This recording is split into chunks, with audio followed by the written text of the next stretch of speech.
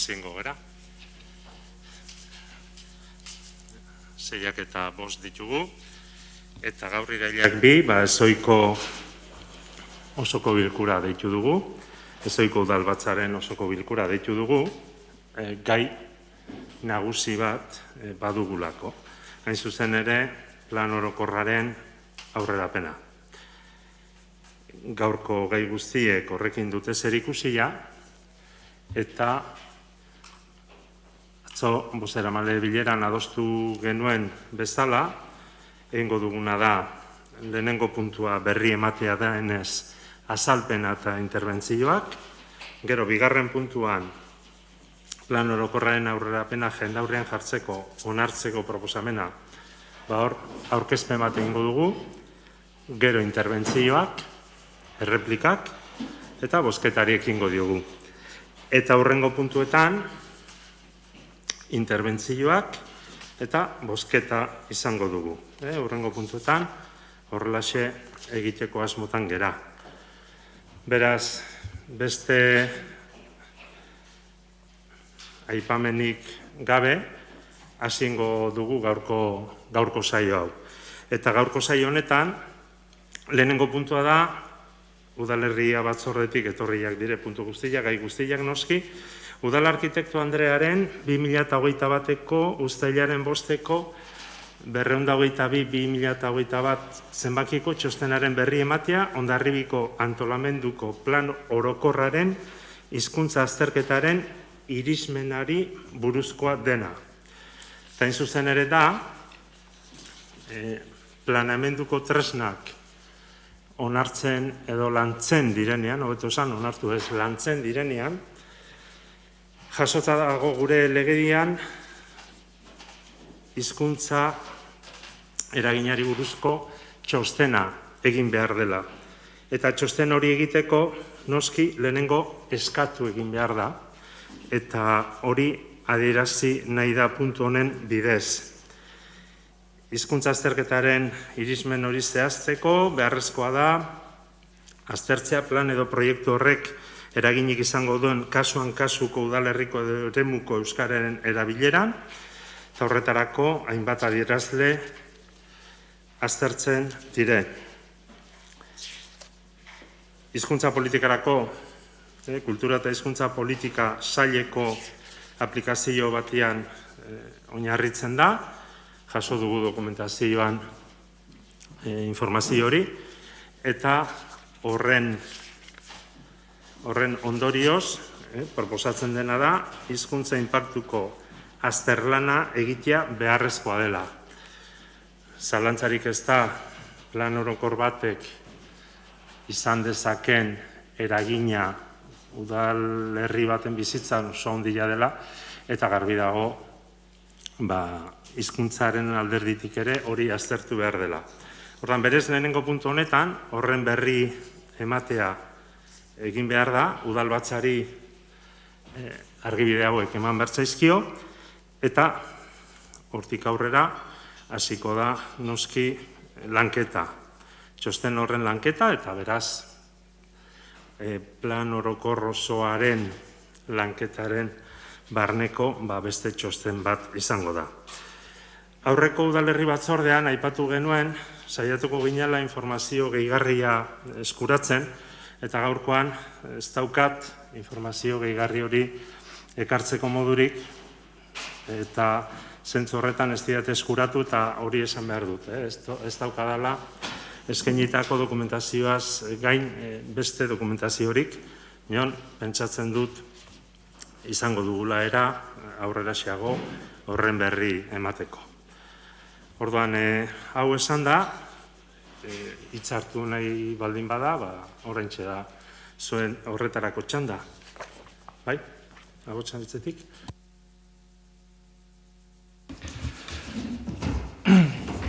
Bueno, arratsaldeon, eskerrik asko alkate jaunari hitza emategatik, eta nire denbora tartea hasi nahi nuke asteburuko atxiloketaz bi hitz esanez. Barkatu Igor. Ondo dakizu gaia zein den. Ez dut nik azaldu beharrik. eskatuko nizuke gai zerrenda respetatzea. Orainoa, eskertuko nuke, adostu ditugun interbentzioetan etendurak ez egitea, eta esan dut bi hitz esan editu dela. Bai, minon, gaitik kanpo hori zera. Eta heltzen diot gaiari. Gaitik kanpo hori zera. Esan dut, eta badakizu. Eta errepikatuko dut, ahotsanitz udaltaldearen izenean hitz hartzen dudan bezala, eta denbora tarteak ezarri ditugunez aurrez, bi hitz esan editu dela, gertakizun larri batzui buruz, eta hitz horiek esan da, helduko diot. Barkatu Igor, hitza hartzen da gaiaz aritzeko. Bai. Ez talde batek erabakitzen duelako edozein gai dela ere. Eta hitza ematen da, eta zer nahi duzu, hitza kentzia? Nik adierazpen askatasunaren izenean, eskatzen dut nire hitza errespetatua izan dadila, eta adostu ditugun hitz txandak errespetatzea. Eta etendurarik ez izatea. Barkatu, Igor. Bai, barkatzen zaitu. Barkatu. Uste dut oso ondo dakizula, zertarako duzun hitza. Uste dut oso ondo dakizula, eta adostasunarena ez erabili mesedez, beste gai bat buruz aritzeko. Nik aipatu dut eta errepikatuko naiz, bi hitz esan nahi ditu dela, asteburuan Hondarribian gertakizun larri horietaz aipamentxo bat egiteko eta segituan helduko diot gaiari. 5 minutuko tartea daukat eta martxa honetan... Ez, barkatu Igor, ez duzu gai horri buruz hitz egiteko tarterik? Nik hitz egingo dut gai honi buruz. Hitz egingo duzu jakinaren gainean ez zaizula tokatzen horri buruz hitz egitea. Alkateak ez bari maduna gai horri buruz hitz egitea, ez du nahiko, baina nik errepikatzen naiz, adierazpen askatasunaren izenean, bi hitz hauek esan nahi ditu dela. Igor, bai? Zer nahi duzu egitea? Errespetatzea, nik esan asmo dudan hau, agotxanitz udaltaldearen izenean. Baina zuk ez du, barkatu pixka bat. Ez dakit, hemen oiotegia... Ez, barkatu, oiotegirik ez dago hemen. Ez dakit, hemen entzuten den zurrumurru hau bintzat. Bai, itxo favorez. Hitza duzu, eta adostua dago, eta zuk ondo dakizu hori, hitza duzu, dagokion gaiaz aritzeko. Orduan, zer egin nahi duzu? Nik hitzak entzia? Nik nahi dudana da, udalbatza honetan, herritarren debaterako gune honetan, adierazpen askatasunaren izenean, gertakizun larri batzuren inguruko hausnarketa bi hitzetan esan. Eta ondoren egingo dut, dagokidan tartean, iristen naiz, zeren martxa honetan ez naiz iritsiko, dagokion puntuari inguruko aipamentxo bat. Baina, beti ere, nire denbora tartearen barruan. Berriz esango dizut, Igor. Zuk esango diazu berriro eta ni ere berriro errepikatuko naiz. Bueno, eta orduan zen nahi duzu hitzak entzia? Nik nahi ez dut nahi. Nik arren, otoi eta favorez eskatzen dizut, lotzeko gaiari. Hori errespetatzen ez baduzu. Ez duzu errespetatuko hemen finkatuta dagona. Nik berriro errepikatuko dut, zein den gure udaltaldearen asmoa, eta asmo horrekin jarraituko dugu, eta arren, otoi eta mesedez eskatzen dugu errespetatua izan dadin gure adierazpenerako askatasuna.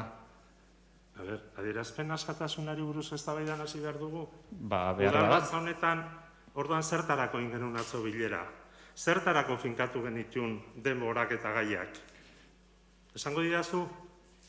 Nik nire denboraren barruan, adostutako denboren barruan, interbentzioa egiteko asmoa dut. Alkate jaunak ahalbidetzen badit, egingo dut. Eta bestela ere, jarraituko dut saiatzen aipatzeko duguna aipatzen.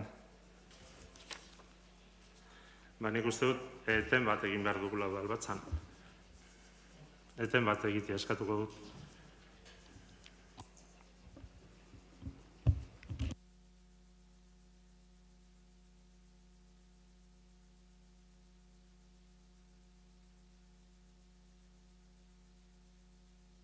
Eta eskatuko dizuet, bozeramalei nerekin elkartzea ondo iruditzen bali mazaizu,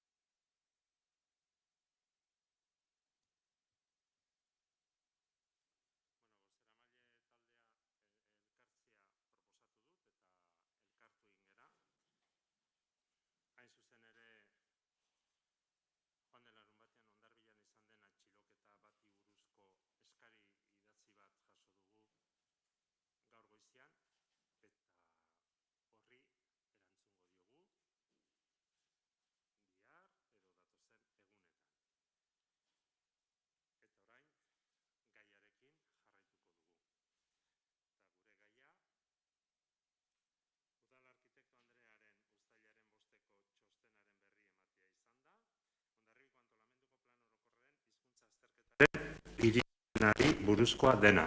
Eta hitza du abotsan hitzeko bozeramaileak. Mila esker. Esaten ari niretzen bezala, jakin izan dugu adingabeen kontrako sexu erasoak ustez egiteagatik ertzaintzak pertsona bat atxilotu duela Hondarribian. Ahotsan hitz udal taldeak sexu indarkeriarekin zerikusia duten ekintza oro baztertzen ditu eta elkartasuna adierazten die biktima eta haien senideei. Horrekin batera, beharko luketen babes osoa eskaintzea eskatzen diogu Hondarribiko udalari. Izan ere, adingabeek jasan ditzaketen sexu izaerako indarkeria oro giza eskubideen urraketa larri eta onartezinak dira. Orain, dugun puntuari helduz, plan orokorraren hizkuntza azterketaren irizmenari buruzkoa denak, jaso dugu txostentxo bat, Eusko Jaurlaritzaren kultura eta hizkuntza politika sailarena, eta APOaren garapenerako, ikusten dugu zenbait eragin edukiko ditula hizkuntz edo euskararen garapenaren inguruan, baino esan beharrean gaude azkeneko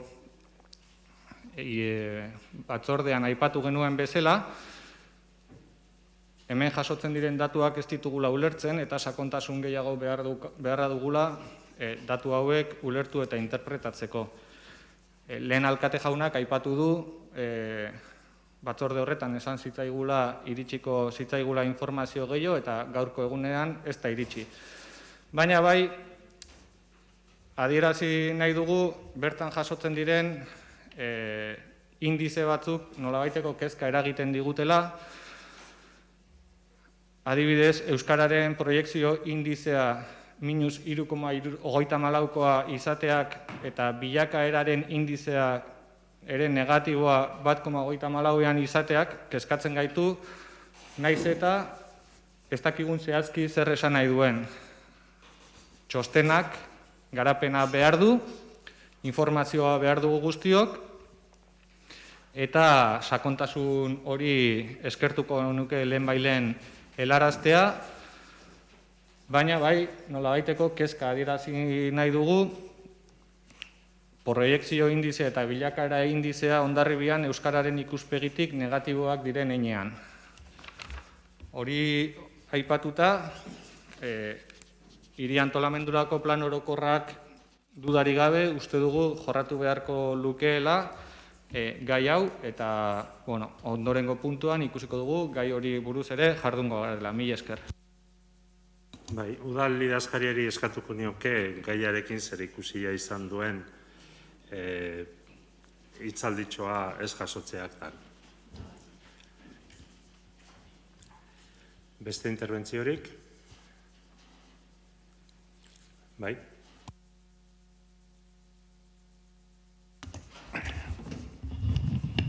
Bakarrik esateko hizkuntza inpaktuari buruz gero hitz egingo dugula bere osotasunean, guk jaso dugun informazioa eta valorazioa egiteko bakarrik hori izateko. Eskerrik asko. Esker. Beraz, lehenengo puntua bukatutzat emango dugu, eta bigarren puntuari ekingo diogu. Eta bigarren puntua da, Hondarribiko hiri antolamenduko plan orokorraren aurrerapena jendaurrean jartzeko onarpen proposamena.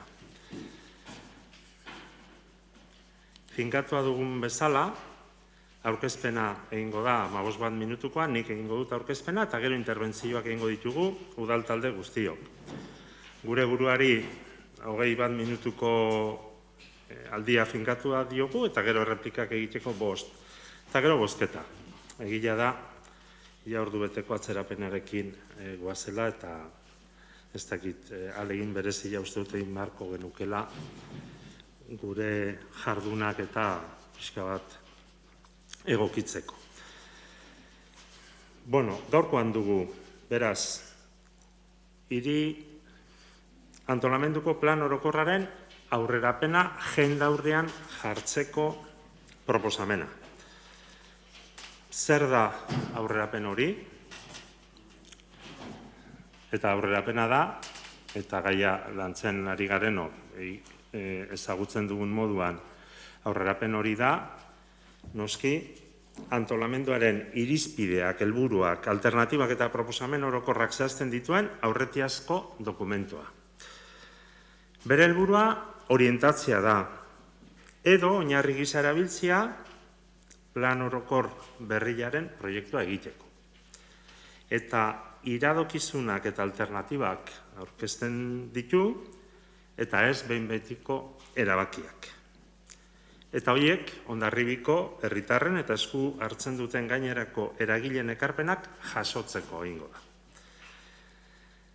Hain zuzen, aurrerapena jendaurrean jarritakoan, iradokizunak eta alternatibak jasota aztertuko dire, eta ondoren, plan orokor berria idazteko oinarri izango diren helburuak eta irizpideak finkatuko ditu udalbatza honek. Plan orokorraren tramitazioak 8 pauso nagusi ditu, eta baina ez dut astirik denak aipatzeko. Bakarrik gogorarazi nahi dut, uztailaren 23an, ja urtebete pasatxo, 2008ko uztailaren 23an, formulazio akordioa eta herritarrek parte hartzeko programa onartu zuela udalbatza honek, eta gaurkoan dakarguna, aipatu dugun bezala, aurrerapena da, informazio eta diagnostikoarekin eta dokumentuarekin. Gaurko proposatzen den erabakiarekin, bihartik aurrera, jendaurrean jartzeko erabakia hartuko genuke, eta aipatu dudan bezala, hurrengo pausoak emateko aukera izango genuke. Eduki nagusia laburbiltzea egia da zaila dela. Behintzat, aipatu beharko dugu, alde batetik, edukiari begiratuta, azterketa sozio-urbanistiko bat egin dela, eta horrek ondorio nagusi batzu ditula. Bizitegi parkeari dagokionez, jarduera ekonomikoi dagokienez, ekipamendui dagokienez, euskarari dagokionez, genero ikuspegiari dagokionez, eta klima aldaketari dagokionez. Ez naiz ondorioetan luzatuko, gustatuko litzaidaken arren, eta beste alde batetik badugu erronkak, planteatzen dituen erronkak. 6 erronka nagusi planteatzen ditu dokumentuak, eta hasieran egin behar nuena egin ez dudanez, orain egingo dut, eskerrak eman behar dizkiet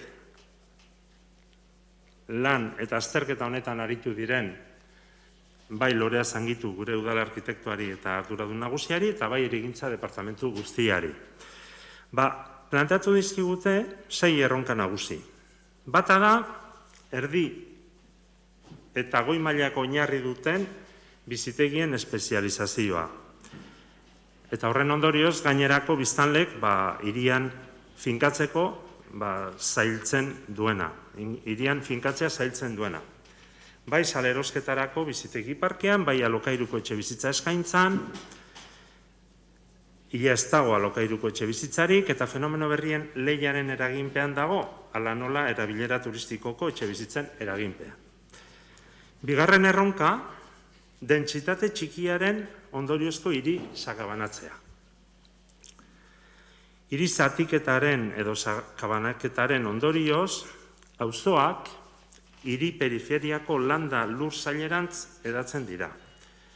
Hori dela eta, zuzenean handitzen da ibilgailu motordun pribatu bidezko garraioa, eta baita lurzoruaren gehiagizko kontsumoa ere. Eta horrek, noski, ondorio kaltegarriak sortzen ditu ingurumenean. Hirugarren erronka, hiri finkatutako hiriko zenbait zonaren urbanizazio eskaxaren ondoriozko problematika. Eta problematika hori ebaztea eta bere onera ekartzea. Aurreko sakabanatze fenomenoarekin lotutako prozesua da, dentsitate txikiak urbanizazio eskaxa baitakar, eta ondorioz espaloi estuegiak, espaloirik ez, aparkalekurik eza, eta bar. Laugarren erronka, Jaizkibelko mendigunearen hegoaldeko hegalean eta iparraldeko hegalean titulartasun pribatuko esparruetan etxe bizitza bakartuen eta beste eraikuntza marginalen Ezarpena. Askotan, nekazaritza erabilera bideragarriekin lotuta egon gabe gainera. Eta horrek, ondorio batzuk ekarri ditu, eta besteak beste lurraldearen azpi urbanizazioa, eta horrek eragin negatiboa du ingurumenean, eta baita nekazaritza erabilera kualifikatuetarako gorde beharreko lurzoruen kontsumoa ere. Bosgarren erronka, jarduera ekonomikoen espezializazioa, zerbitzu sektoren nagusitasunarekin. Eta seigarrena, zubi eta urdanibide esparruak garatzeko zailtasuna. Dokumentuan, 6 erronka horiek noski garatuta geri dire, eta hori ez gain, egiten da antolamendu proposamen sorta bat. Proposamen nagusia izango litzateke 3 antolamendu proposamen identifikatzea, garapen berrietarako lurraldea okupatzeko eredu desberdinak aurkezten dituzten 3 alternatiba, eta horien ondorioz etxe bizitza berriak eta jarduera ekonomikoetarako lurzorua gehiago edo gutxiago hornitzen dira. Beraz, dokumentu honek badu proposamenetik ere. Jarduera ekonomikoari eskainitako lurzorurako badago proposamen bat, eta da gaintxurizketako gainaren inguruan 10 hektarea sailkatzea. Hori da, hain zuzen ere, lurralde antolamenduak baimentzen duen gehieneko azalera. Eta horretaz gain, zubietako eremua sailkatzea. Tresna horietan jasotzen den bezala, eta ikusi beharko litzateke, bateragarritze plan baten bidez, kompatibilizazio plan baten bidez, edo plan partzial baten bidez. Bizitegi parkeari dagokionez, honako proposamenok egiten dire. Garapen maila handia izan duten jarduerak eta aurreko plan orokorraren baliogabetzeak eten dituenak, nolabait, ontzat edo aintzat ematia. Argiago esateko, montainenea, Madalenako kubua edo basako. Bigarren, eraikita dagoen lurzoruaren gaineko esku hartzeak lehenestea lur okupazio berrien gainetik. Kasu horretan, zuzkidura jarduketak egingo lirateke, dotazio jarduketak. Ondarea babesteare bai, eta orduan Aldezarreko eta Portuko plan bereziak, eta hiria berroneratzeko edo rehabilitatzeko jarduketetan plan berezia Mendelun. Etxe bizitza berrien parkeari dagokionez, 3 aukera proposatzen dire eztabaidarako. Eta 3 aukera horiek dituzten mugak 2.400 etxe bizitza berri goitik edo 1.700 azpitik. Horiek proposatzeko badira noski arauak finkatzen dituen zenbait baldintza. Alternatibak jartzen diren mahai gainean, aukerak jartzen diren mahai gainean. Eta aukera horiek landu inbarko ditugu. Horiek edo beste batzuk. Etxe bizitza parkeari dagokionez badago proposamen hori, 3koitza kasu honetan. Azpiegiturei dagokienez badago bestelako proposamenik ere. Esate baterako Mendelun, oroar Mendeluz Kapatxulon, batetik dugu euri uren saneamendurako ekaitz biltegia edo handela, eta orduan proposatzen da hori kentzia edo lurperatzia. Mendelun gaur egun dagona. Eta era berean, Mendeluz Kapatxulo inguruan, beste bat, osoko uholde arriskoa konpontzen laguntzeko beste bat egitea.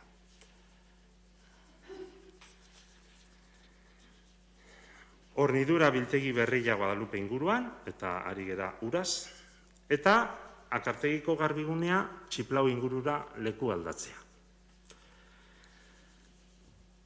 Zuzkidurei buruzko, dotazioei buruzko proposamenetan badago beste sorta bat.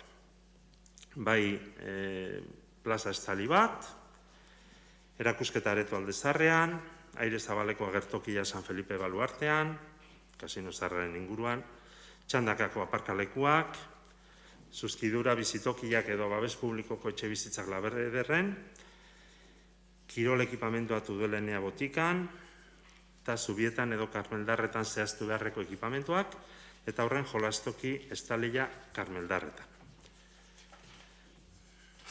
Oso zail egin zait, prestatua nuenari erabateko zentzua ematea, barkatuko duzue,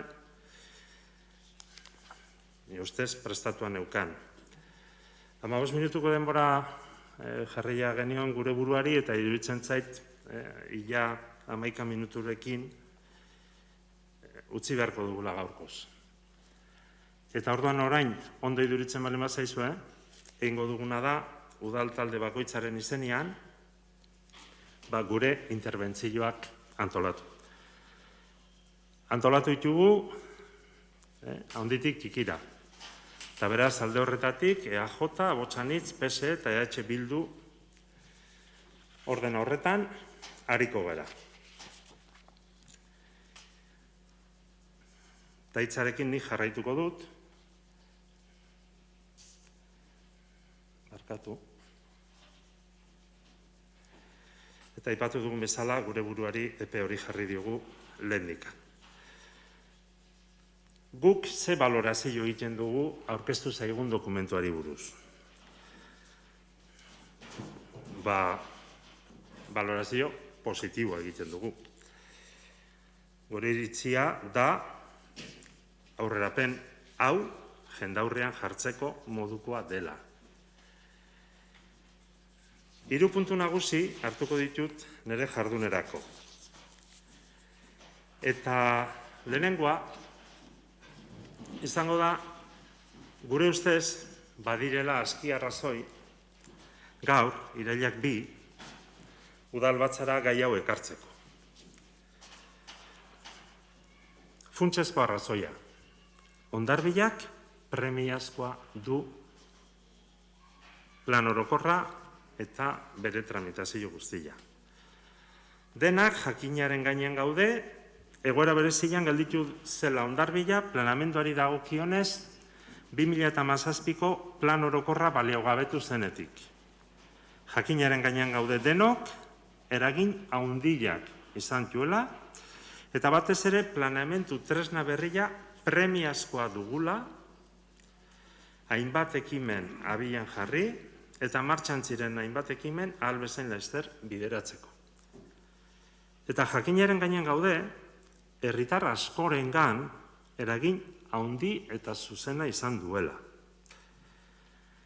Etxe bizitza dabeneko erosia zutenengan, sustapen publikoko alokairuzko etxe bizitzen beharra dutenengan, gure ondarea berreskuratzeko proiektua bultzatzen ari direnengan, hortaz, premia larria dugu. Bigarren arrazoi bat, dokumentu ekarri dugu prest zegoenean. Ez lehenago eta ez beranduago. Urtebete iraunduen prozesuaren ondoren, eta tartean denok badakigu herritarrek parte hartzeko programa beratsa egin dela, web horrian ikus dezakegun bezala, abuztu erdirako gure udal arkitekto Andreak gidatutako lantaldeak mahai gainean jarri digu egindako lana. Hortaz, lana beste udaltaldekin partekatu nahi izan dugu, eta dokumentua 2 hilabetez jendaurrean jartzeko pausoak eman nahi izan ditugu. Eta horretarako, udalbatza honen aurretik, abuztoren 19ko eta 26ko udalerria batzordean 2 bilera egin ditugu. Badago beste 3. arrazoi bat, eta guri hau ere ez zaigu txikia iduritzen. Udala lanian ari dela adierazi nahi diegu herritarrek ere. Eta udala egiten ari den lan hoietan, plan orokorrak erabateko lehentasuna duela adierazi nahi dugu. Lehendik bagenekizkien gauza batzuk finkatzen lagundu digu pandemiak. Eta horietako bat da, lehentasuna argi eta garbi adieraztea eta lantzia. Zoritxarrez, aurten, esango dut aurten ere, iraila hasieran ez gaude jai giroa listatzeko moduan. Osasun egoerak ez digu horretarako aukera eman. Eta atxeden hartzearen ajola ukatu gabe, egoki duritu zaigu iraila hasieran jendaurrean jartzeko proposamena egitea. Bigarren puntua da prozesuari buruzko balorazio nagusi bat. Ajola handiko pausua emango dugu gaur, ala espero dugu behintzat.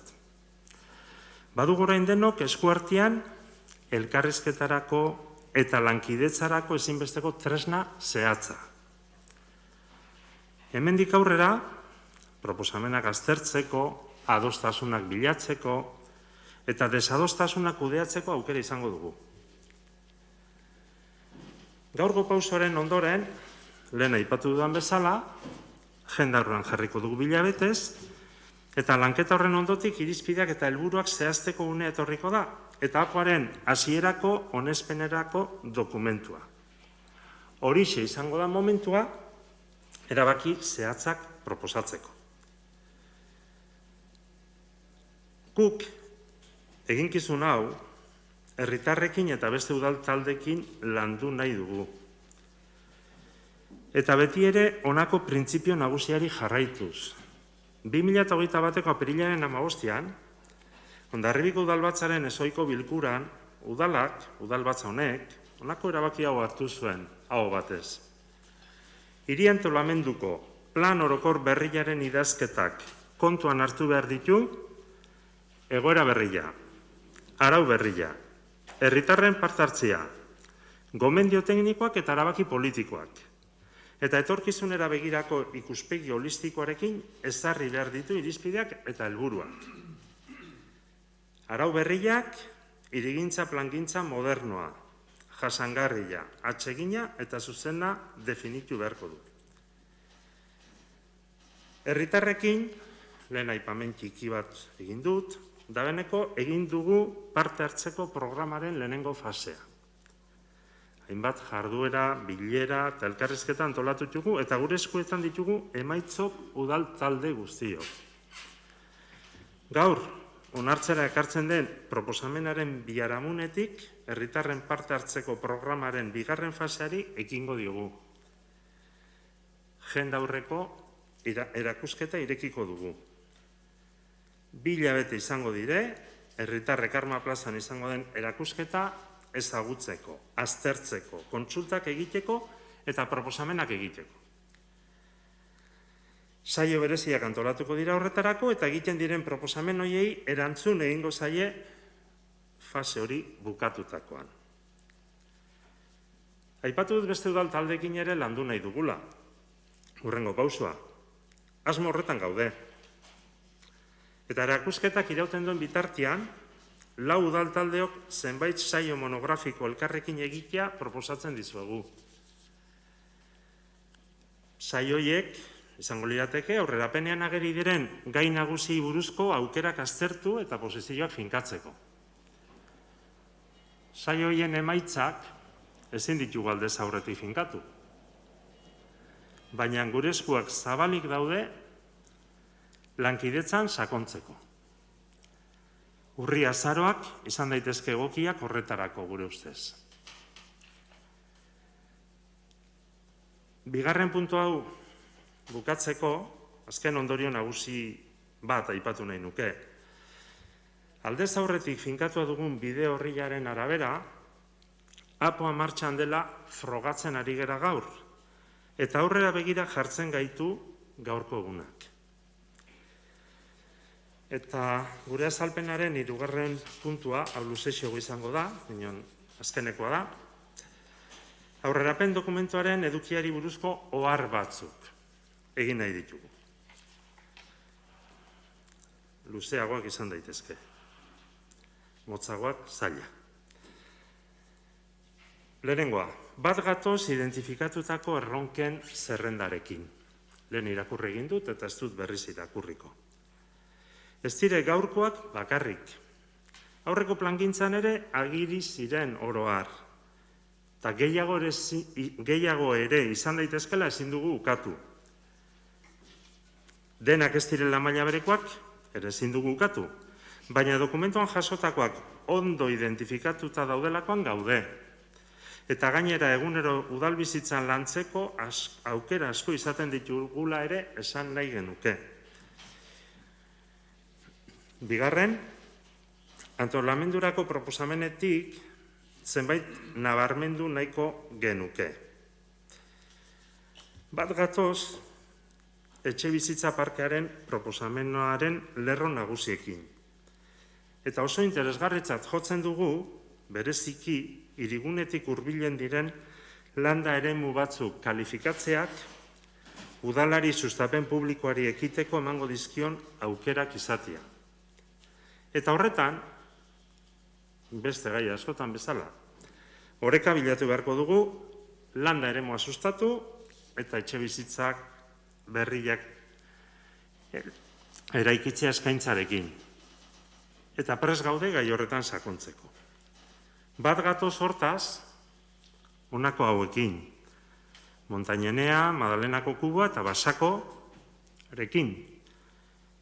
Bat gatoz, eraikita dagoen lurzoruaren gaineko esku hartzeak lehenestearekin lur okupazio berrien gainetik.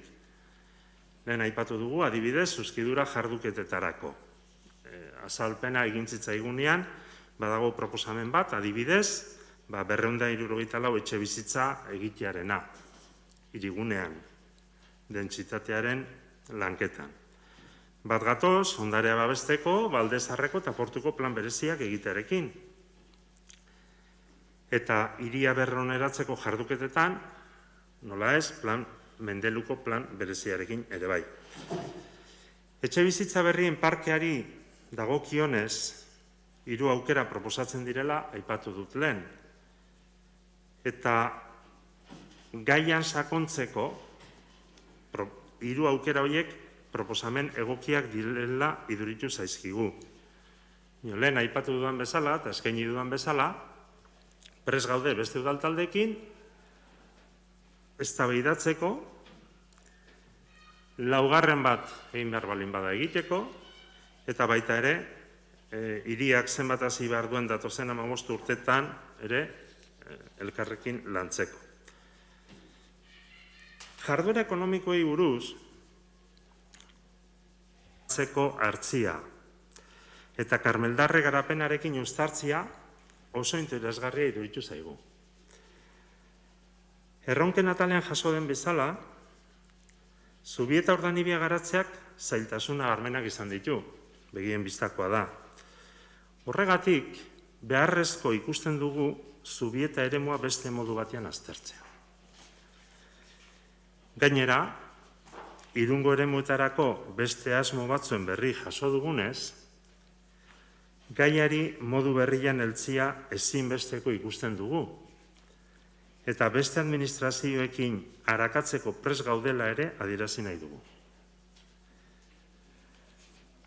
Gaintxurizketako gaineko eremuan, 10 hektareako mugara iristeko, lehen aipatu baita, helbiztietari buruz, industri garapenerako egin berri den proposamena ere interesgarritzat jotzen dugunez, beste udaltaldekin partekatzeko eta eztabaidatzeko prest gaudela adierazi nahi dugu.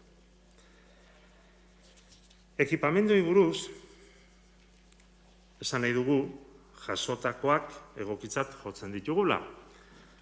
Agian beste batzuk ere bururatuak zaizkigu eta ikusten dugu planteatzeko modukoak direla.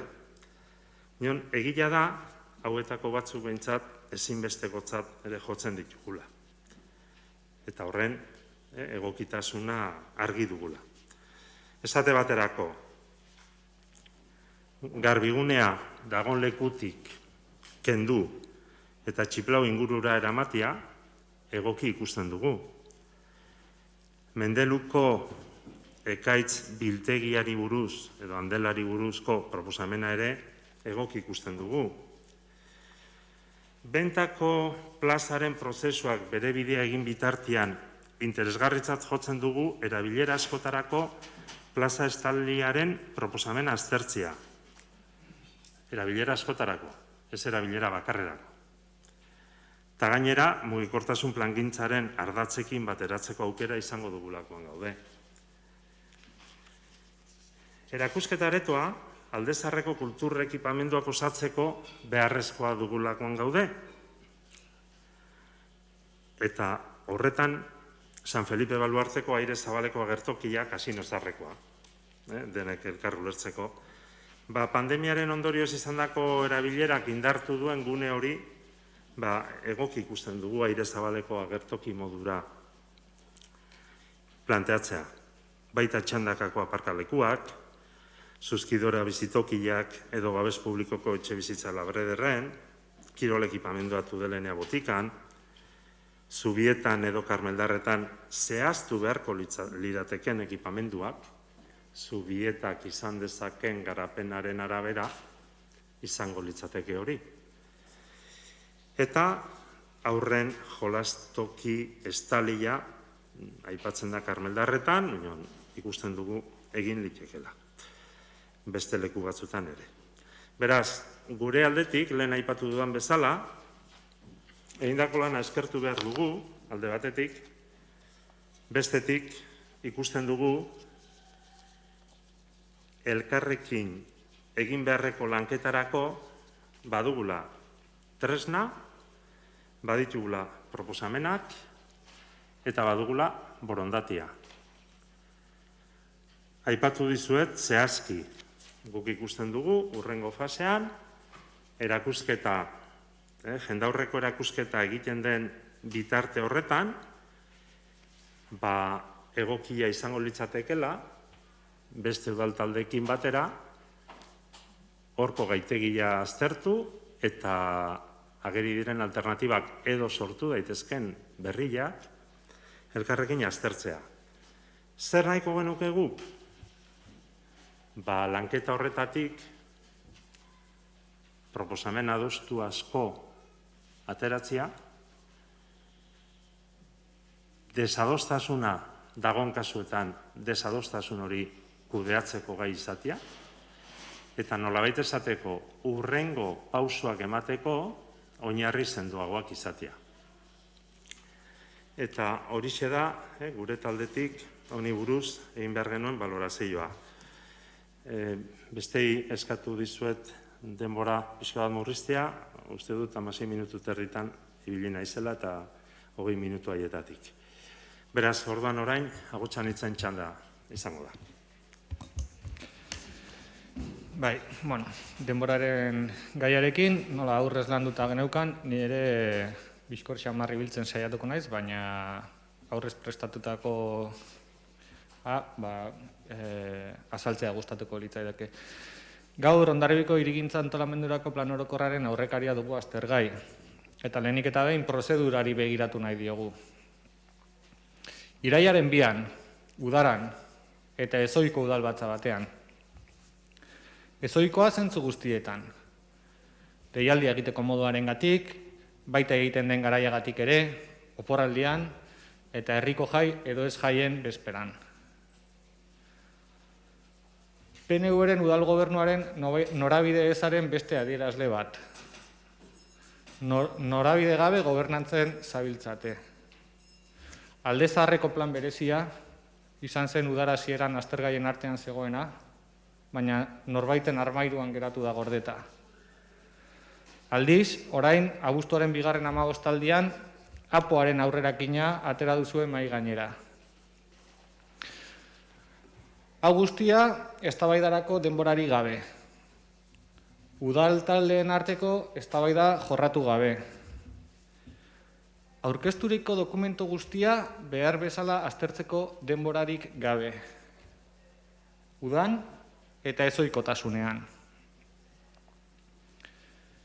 Alkateak aipatu digu orain irekitzen dela debaterako garaia. Hau ez dela APOa.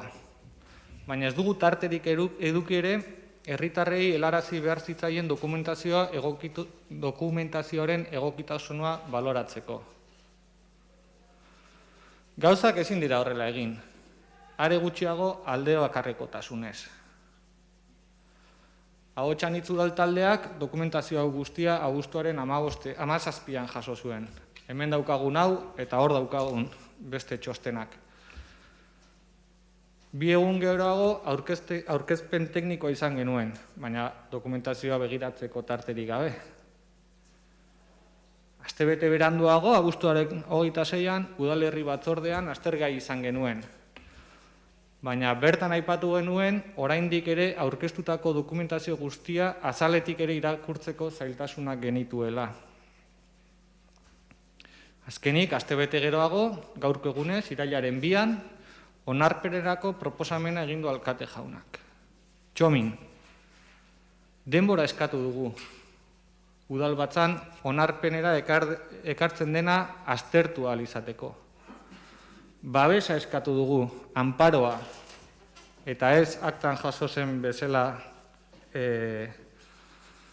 guk babesa anparoa eskatu dugu. Arduraz jokatu nahi baitugu, onarpenerako proposatzen duzun dokumentazioa ganoraz irakurri eta aztertu ahal izateko. Baina ez diguzu denbora hori eskaini. Bestalde, dokumentazioaren kantitatea kontutan izanik, jendaurreko epea legeak ezartzen duen gutxieneko aldearen ordez, hau da, 2 hilabeteko tartea, aipatu duzun bezala, 3 hilabetekoa izatea proposatu dugu. Ekarpenak egiteko aukera eduki dezaten. Minimoetatik haratago, denbora tarte gauzarregarriago bat izateko asmoz. Hau ere ez diezu herritarri eskaini. Parte hartze aktiboa izango zela argudiatu zenuen, eta ez pasiboa. Zein da aktibotasun hori bermatzeko zuen plangintza? Auzoekin bilduko zarete? Gure eskutan dauden dokumentuetan hitz egiten da jendaurreko aurkezpena bolitinean, Diario Baskon, Berrian, Udal iragarki oholean eta udalaren webean egingo dela. Ez du oso aktiboa ematen. Hemen gauden guztiok badakigu prozedura zein den garrantzitsua. Gogoratzea besterik ez dugu 2017an Udalbatza honek onartutako apoa forma akatsengatik geratu zela bertan bera.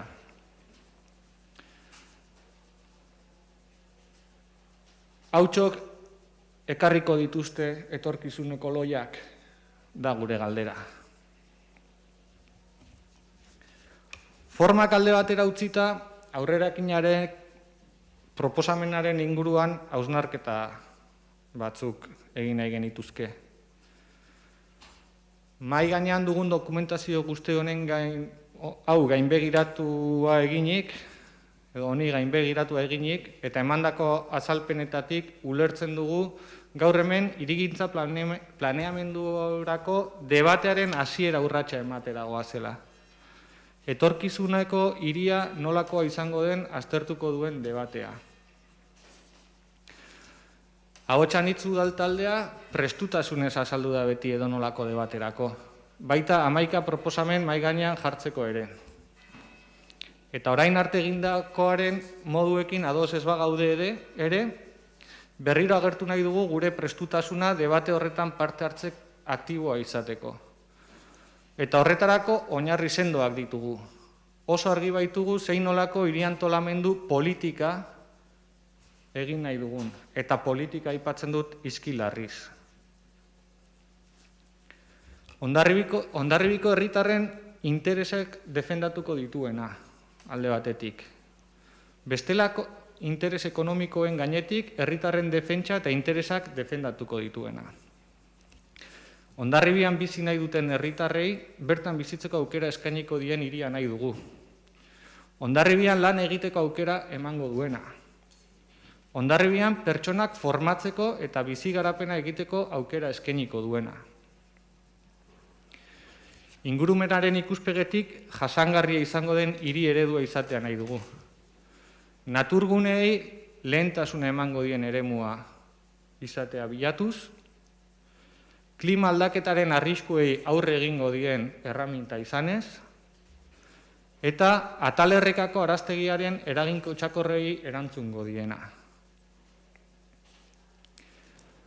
Genero ikuspegitik berdintasuna, segurtasuna eta askatasuna aintzat hartuko dituena. Euskararen ezagutza eta erabilera bermatuko duena. Hori guztiaz debatitzera gatoz, indarrez eta ekimenez. Hondarribiko diagnostikoa, plangintzaren irizpideak eta helburuak jasotzen dituen memoria dugu mahai gainean. Eta jasotzen direnak interesgarriak jotzen ditugu. Baina aktuaziorako proposamen ezberdinak ere jasota daude. Batzuk memoria horrekin bat datoz, baina beste batzuk kontraesankorrak direla ikusten dugu. Herritarren parte hartzearen inguruko txostena ere jaso dugu. Prozedura arin bat jorratu dela iritzi diogu guk, baita inkesta bat ere herritarren artean egin dela. Eta uste dugu parte hartzea, herritarren parte hartzea funtsezkoa dela. Eta behar duen garrantzia emango dio Abotxanitz udal taldeak. Hau honela, inkestaren galdera eta ondorioak publiko ez direnez egin, ondokoak azpimarratu nahi ditugu. Publiko ez direla egin diogu, naiz eta alkateak dioen web orrian zintzilik dagoela, herritarren artean galdetuta, inork ezagutzen espaitu herritarren parte hartze horren ondorioak. Hondarribitarrek Hondarribia bere izaera eta bertakoen bizi kalitatea babesteko eskatzen ari dira. Aipagarriak iruditu zaizkigu besteak beste, etorkizunean biztanleria ez handitzea aukeratzen duten herritarrak. Ikusi dezakegunez, Urdinez ezezkoa 160tik gorako emaitza, 160 inguruko emaitza. Nabarmen erdia baina gehiago. Honela noski, etxebizitza parkearen garapenak garrantzi itzela du. Azken finean, hitz egiten ari baikarena, zenbat biztanleko herria nahi dugun izatea baita etxebizitzen parkea. Jasotako erantzunetan ikusten da ez dagoela bertan bizitzeko aukerarik. Ez dago eskaintzarik, alkateak ere esan du. Prezioak ez dira onargarriak. Hau saiesteko, babes publiko etxebizitza aldarrikatzen da. Eta espekulazioa, bigarren etxebizitzak eta UBT-ak saiestea eskatzen dute herritarrek. Hala, plan orokorrak lehentasuna eman beharko lioke etxebizitza sozialak dituzten eremuen garapenari, 175ak, herritarren 175ak baietz iritzi dio. Plan orokorrak etxebizitza eredu berriak lantzeko erraztasunak eman beharko lituzke, hala nola, gazte zein zaharrentzako etxebizitza kolaboratiboak edo familia eredu berrientzat 186tik gorako baiezko erantzuna. Interesgarria. Arlo ekonomikoari dagokionez, oso kezkagarria da turismo eta hostaleritza sektorekiko dependentzia ekonomikoa eta honek erakutsi duen ahulezia.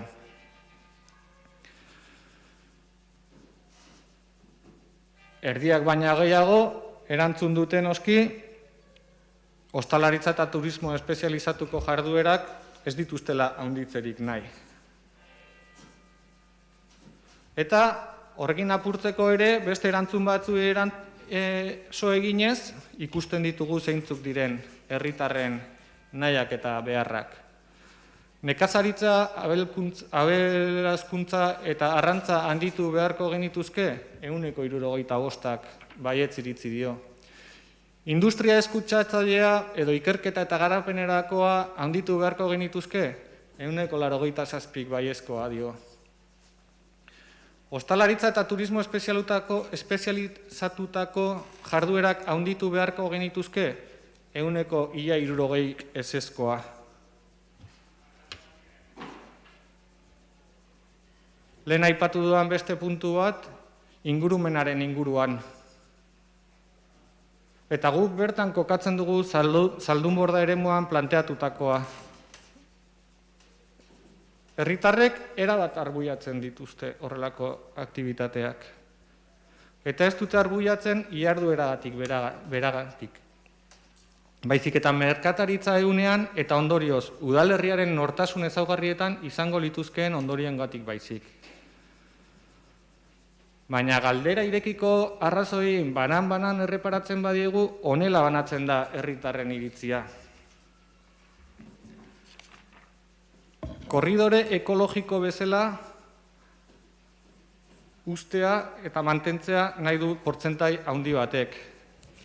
Ekimen eskutsakorrak, lehenengo sektorea edo industria garbiak edo ikerketakoak, beste portzentai potolo batek.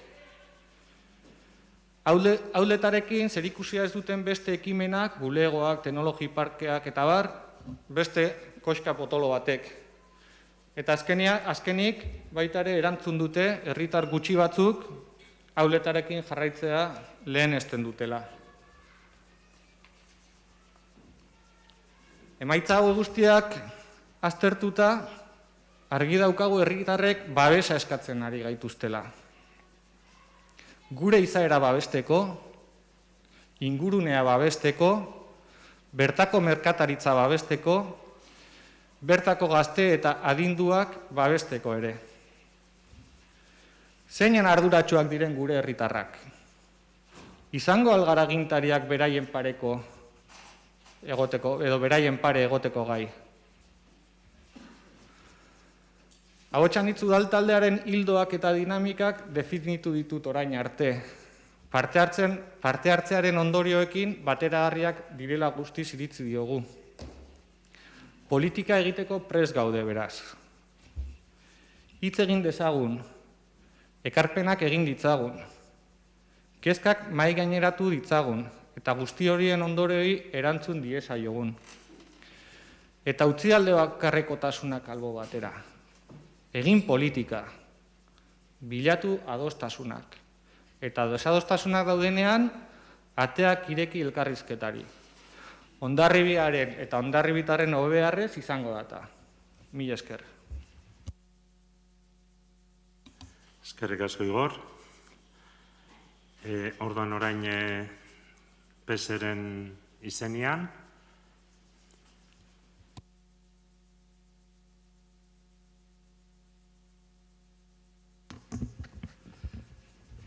Bueno, gure aldetikan pixka bat gioi aldatuko dugu eta zentzu aldetikan.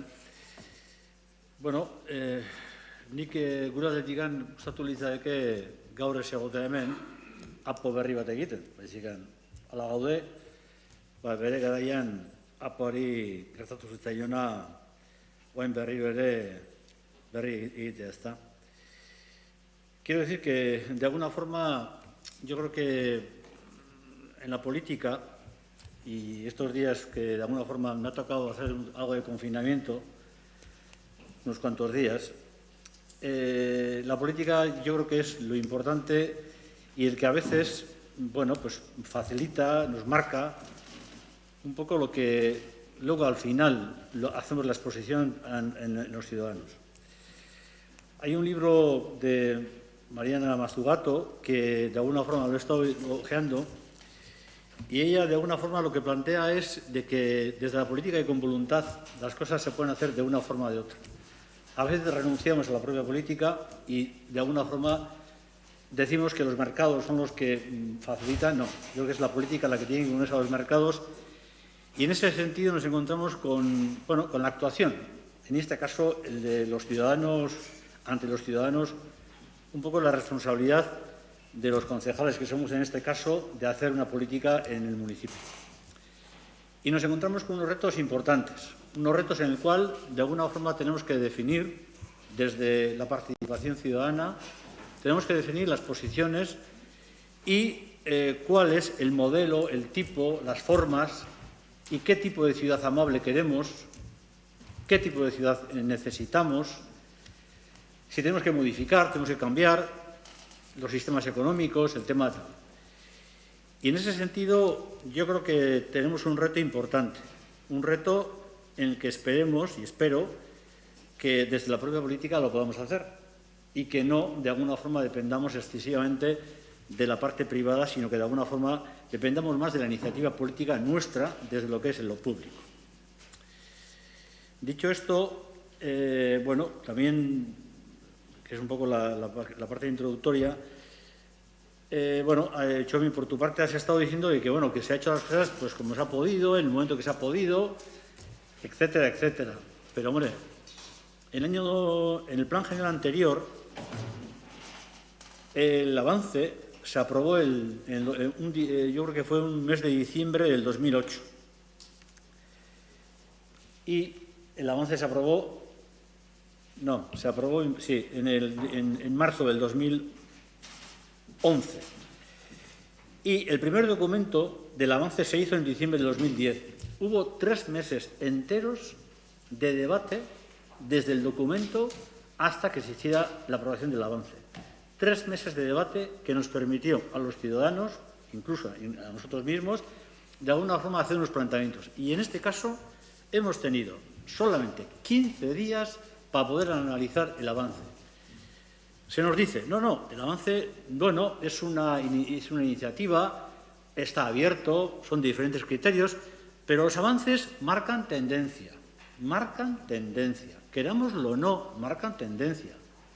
Y eso es lo que de alguna forma luego tenemos que luchar, porque hay propuestas que de alguna forma aparecen, y bueno, y están los que están ahí, pero bueno, que no son resolutivas y podemos estar de acuerdo o no. Pero yo creo que en este tema no se ha actuado con la transparencia, no voy a decir la no transparencia, sino los tiempos suficientes para que nosotros pudiéramos analizarlo. Bueno, eso es una realidad. Y ahora nos encontramos con que, bueno, vamos a aprobar el avance, pero que desde luego no hemos, es decir, a la oposición desde luego no se nos ha dejado el tiempo suficiente, porque hay cuestiones que desde luego, pues bueno, podrán estar bien, pero no estamos de acuerdo. Yo creo que este es un poco lo que yo creo que, bueno, está bien que se diga, pero creo que no está lo suficientemente claro. Y entonces ahora ya podemos, de alguna forma, te dejo ya un poco la palabra, a mí, y ya os dices ya. Bueno, continúo. Desde el Grupo Socialista, a lo largo de estos años y también en el anterior Plan General, defendimos la necesidad de ofrecer al ciudadano una ciudad amable y solidaria, donde fuera posible tanto vivir como trabajar. Es necesario desarrollar, como pensamos, un espacio sostenible y que la población, la presente y la futura, sean el eje vertebrador del plan urbanístico. Los socialistas apostamos por un modelo que diversifique la economía. Pensamos que no hay que limitarse al sector servicios y menos al turismo y la hostelería, y hay que reforzar el sector primario, la pesca, la agricultura, también las empresas de transformación derivadas de este sector primario y otro tipo de industria orientada al I+D. Para ello hay que reforzar la apuesta por el suelo de uso industrial compatible con un crecimiento sostenible, con el respeto del medio ambiente y con la generación de un empleo que, a poder ser, sea de calidad. En lo referente al acceso a la vivienda, pensamos que en este municipio hay que hacer una apuesta decidida por el desarrollo de vivienda pública en régimen de alquiler, mejor a poder ser, y el acceso a la vivienda tiene que ser parte de la consecución de un proyecto de vivienda y no un problema para muchos ciudadanos. La anulación del anterior Plan General entendemos todos que ha supuesto un parón en el desarrollo de muchos proyectos públicos, privados también, de nuevos desarrollos urbanísticos, algunos de esos proyectos privados tan vitales y personales como la adquisición de una vivienda, y por ello entendemos que hay una cierta prisa, que no hay que dormirse en los laureles, pero pensamos también que hay que dedicarle un tiempo por nuestra parte, por la de los concejales y concejales de la oposición, y se requiere un trabajo y ese trabajo requiere tiempo. El equipo de gobierno nos ha presentado este avance del Plan General. Se nos pide hoy que aprobemos la exposición pública del mismo y, además, el documento se ha acompañado de una serie de propuestas de suspensión de diferentes licencias para la implantación de viviendas en el de Saharra, la suspensión de licencias para la creación de viviendas turísticas en el término municipal y también otras licencias que tienen que ver con el ámbito de Mendelus Capachulo. Nosotros estamos a favor de esas suspensiones temporales de las licencias, como no puede ser de otra forma. Ya, de hecho, fuimos los que pedimos en su momento que se hiciera un estudio sobre la vivienda, el estudio que realizó IKEI, y que da datos significativos, datos que, como nos ha comentado la arquitecta, en relación también con las viviendas turísticas, se han incrementado en número en los últimos años. También pedimos en su día que se hiciese un estudio de los locales comerciales disponibles para que los emprendedores pudieran realizar esa actividad, los emprendedores de Hondarribia, y por ello vamos a votar a favor de esas suspensiones temporales de las licencias. El Grupo Municipal Socialista, nosotros también lamentamos que un documento de este calibre, como es el avance del Plan General, y que va a recoger las actuaciones previstas en los próximos años, se presente de una manera tan apresurada, sin tiempo, ya lo he dicho, para estudiar al fondo el documento, para analizar sus fortalezas y sus puntos flacos, y, bueno, de alguna manera queremos denunciar esa celeridad en la manera de proceder.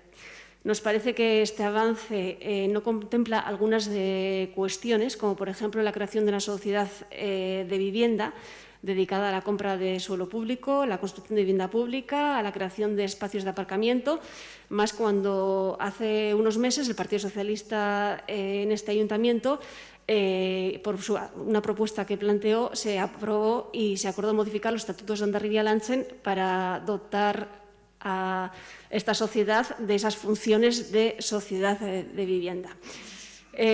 Nos parece que el avance contempla un plan para Mendelu en el que hay varias alternativas, pero que siempre son demasiado continuistas, a nuestro parecer. Tampoco vemos que se contemple alguna intervención específica para el barrio de Costa. Y, bueno, vamos a recordar que es un barrio que ha sido declarado por el Departamento de Ordenación del Territorio del Gobierno vasco como una zona vulnerable. Y, bueno, pues queremos llamar la atención sobre la importancia de que, pues, las actuaciones del Plan General de Ordenación Urbana tengan una perspectiva social que tiene mucho que ver con la vida de las personas y su día a día. En relación con la urbanización Jaizkibel, lo que es el golf, nos parece que hay que contemplar una posición más activa para afrontar algunos de los problemas que se dan en esta urbanización en cuanto a cierres de accesos y servidumbres de paso, pero también en relación con el saneamiento y el abastecimiento de agua potable de esta zona, ya que hay un informe negativo por parte de URA por la Agencia del Agua. Y también pensamos que este plan general debería de tener un estudio previo socioeconómico en el que se plasmasen los diferentes niveles de renta de los ciudadanos, que recogiera la estructura por edades, el índice de desempleo por zonas, el número de personas que trabajan fuera de Hondarribia, la procedencia de los trabajadores que vienen a trabajar en el sector servicios, especialmente en la hostelería, y el poder adquisitivo de cada uno de estos grupos familiares también para acceder a una vivienda. Asimismo, nos parece que habría que hacer un estudio sobre la edad de la población, la tipología de las viviendas, la esperanza de vida de la población, los hábitos de esta y sus posibilidades de movilidad, todo ello para reflexionar sobre la necesidad de preservar suelo en Hondarribia para el tercer sector, es decir, para la atención a las personas y todo lo que tenga que ver con residencias y otros servicios relacionados. Nos parece que el Plan General de Ordenación Urbana establece una serie de alternativas para dotar a la ciudad de vivienda pública, aunque en el documento no se menciona qué proporción de vivienda pública se va a reservar en régimen de alquiler. Queremos recordar que en Hondarribia hay 1.400 solicitudes de vivienda a Etxebide, gran parte de ellas son solicitudes de viviendas en régimen de alquiler, y nos gustaría contar con más datos al respecto sobre todas esas personas que hayan podido nacer en Hondarribia, que por motivos de falta de poder adquisitivo no hayan podido quedarse a vivir en el municipio. Y en relación con los parkings y los estacionamientos, pues también nos parece bien que se construya el parking en Damarri, pero consideramos que se ha perdido una oportunidad en relación con el proyecto de presa de haber construido un segundo piso de parking. Nos parece que hubiese sido muy necesario, y tampoco se contempla nada, al menos por el momento, en lo que tenga que ver con un parking en Javier Ugarte, que era una de las posibilidades que se había contemplado para Hondarribia. Por eso nos parece que nos encontramos ante un avance del Plan General que es bastante apresurado y bueno, pues esto es lo que queríamos añadir. Gracias, eskerrik asko. Orduan orain EH Bilduren txanda izango da.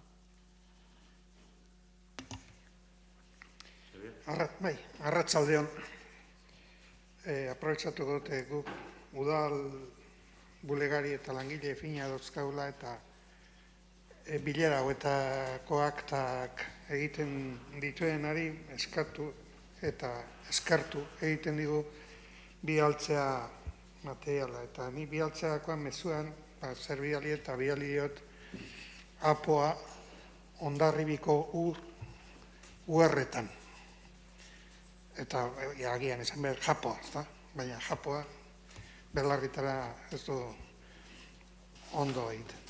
Gu azkenak izatea hitz egitera goantzan da, beti behartu egiten gaitu gauza zorrosten, zerbait desberdin esateko, eta jendea ez aspertzeko moduan, ze gauza asko, bai Igorrek, bai Noemik eta Josuk esan dituzte, eta alkate jaunak eta EAJ-ko jeltzaleen talde buruak esan du. Holako bileretara etortzen gara neurri batean gure burua engainatuta, ze badakigu amaieran zer gertatuko da. Eta honekin esan nahi dut, erantzukizun berezia daukatela, gehien gozoa daukatena, bai parte hartzea eta adostasuna lortzeko programatzerakoan. Gogo eta horiek eginda eta testuari, bulegariari, bidalitako testuari lotuko natzaio, hiri antolamenduko plan orokorra japo, 15-20 urtetarako plana izan ohi da. Legealdiaren ohiko iraupenetatik, 4 urtetik, haragokoa da. Ia belaunaldi osorako plana baita. Eta hau gogoan izan behar dugula. Aurreko plan orokorra 2017ko abuztuaren 16an argitaratu zen Gipuzkoako aldizkari ofizialean. Orain dela 4 urte doi-doi. Memoria bat txostenean esaten den moduan, irakurriko dizuet, plan orokorrerako indarrandi zenbatetxia 12 urtekoa zen. Hala eta guztiz ere, Euskal Autonomia Erkidegoko Justizia Auzitegi Nagusiaren 174/2020 epaiaren ondorioz, plan orokorraren erabateko deuseztasuna deklaratu du. Eta udalak epai horren aurka jarritako kasazio errekursoa Auzitegi Gorenak ez onartu izanaren ondorioz, 2017ko plan orokorra erabat deuseztatzat jotzen du, eta 1996ko arau subsidiarioek berriz hartzen dute indarra. Horri buruz hitz egin da, gauza gehiago esaterik ez daukagu guk. Aurreko plana, eta hau pentsatzekoa da, aurreikusitako iraunaldiaren herena iraundu. 9 urte, 2008tik 2017 urtera arte. Behar izan ziren aurreko plana egiteko 9 urte. Egindako gastuak, lana eta aleginak beraz, neurri batean ezarrezean geratu dira. Gure ustez neurri batean, tokiko gobernuaren kudeaketaren adibidea izan daiteke hori. Nahi eta ezin gure ustez. Egia da, apo berria egiteko, aurrekoan ez bezala, baliabide publikoekin egingo dela. Dagoenekoz, igartzen da, udalbolego teknikoan lan erruz eta txukun egiten ari baita. Pozgarria da, behin, baliabide publikoen aldeko apostu egita, behondaiela. Kontua da, apo funtsezkoa dela, lehen esan dugu. Garrantzitsua da, oso garrantzitsua da, hiriaren eredua eta bilakaera zehazten baitu. Horri buruz hitz egin da, eta guk ere azpimarratu nahi dugu. Horregatik EH Bilduren aburuz, hiritarren parte hartzea eta adostasun ahalik eta zabalena bilatu behar da planak eta berau egiteko prozesuak. Hiritarren parte hartzeari dagokionez gure ustez, eta esan moduan, bulego teknikoa eta kontratatutako teknikariak lan txukuna egin dute. Beraz, abiapuntu hona da. Halere, ez da aski izan. Hiritar asko parte hartu ezinean geratu baita. Adibidez, aporen aholku batzordean parte hartzeko 150 entitateri baino gehiagori luzatu zaie gonbidapena. Takigu zehaz mea zenbat, baina 150 esan zigun. Eta esan ziguten, 15 batek onartu egin duela. Eskas. Zenbakiek horrela dirazten dute.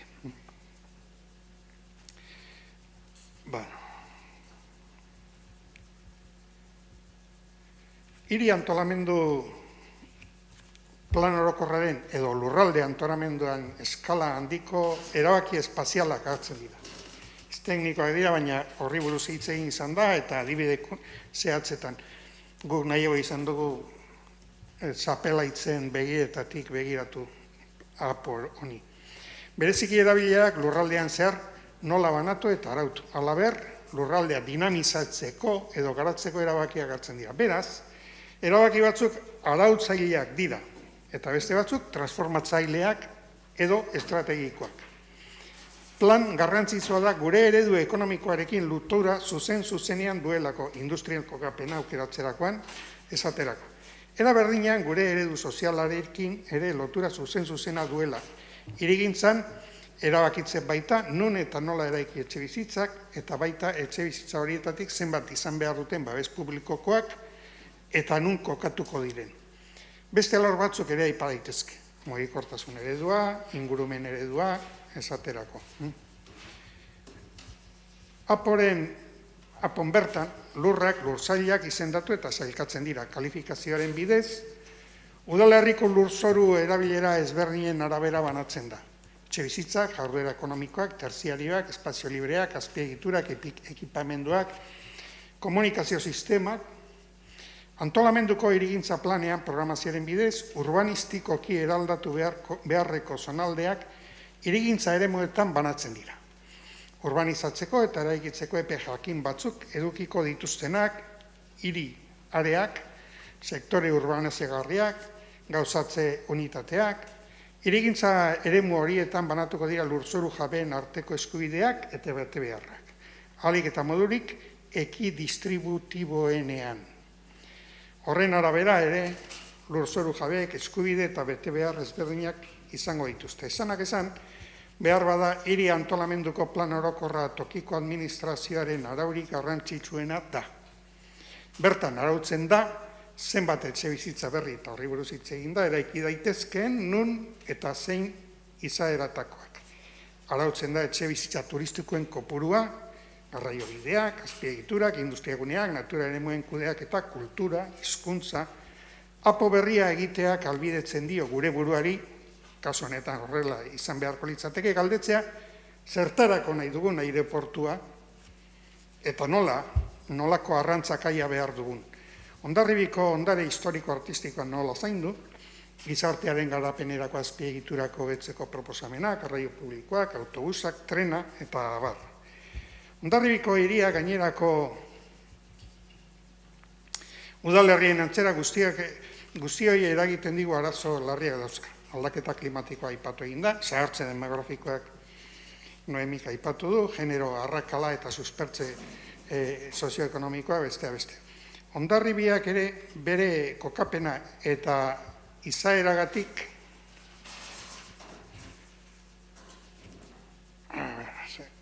Antiojoak ez dauka jazterik ez dut ikusten eta saiatuko naiz.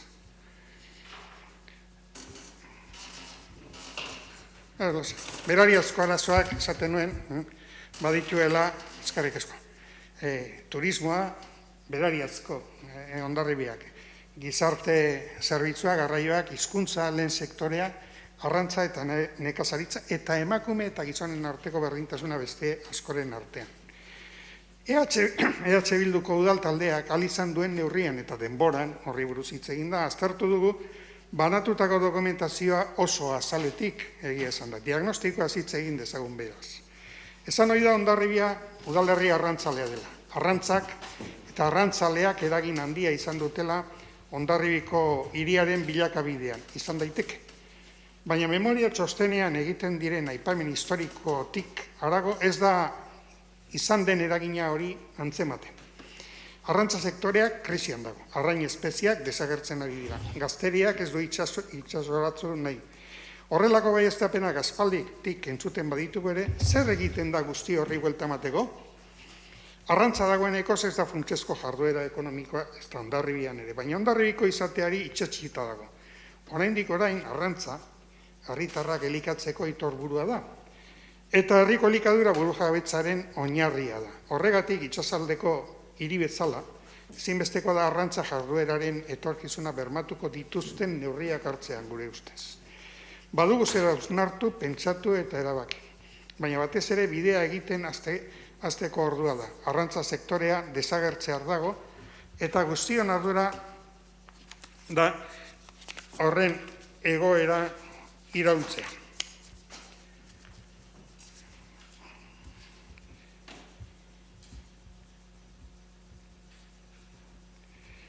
Bueno, hiri antolamenduko plan orokorraren aipatzen diren jarduera ekonomikoei dagokionez, guk bagatoz. Zubi eta lur eremu teknologia aurreratuetan parkea egiteko proposamenarekin bagatoz.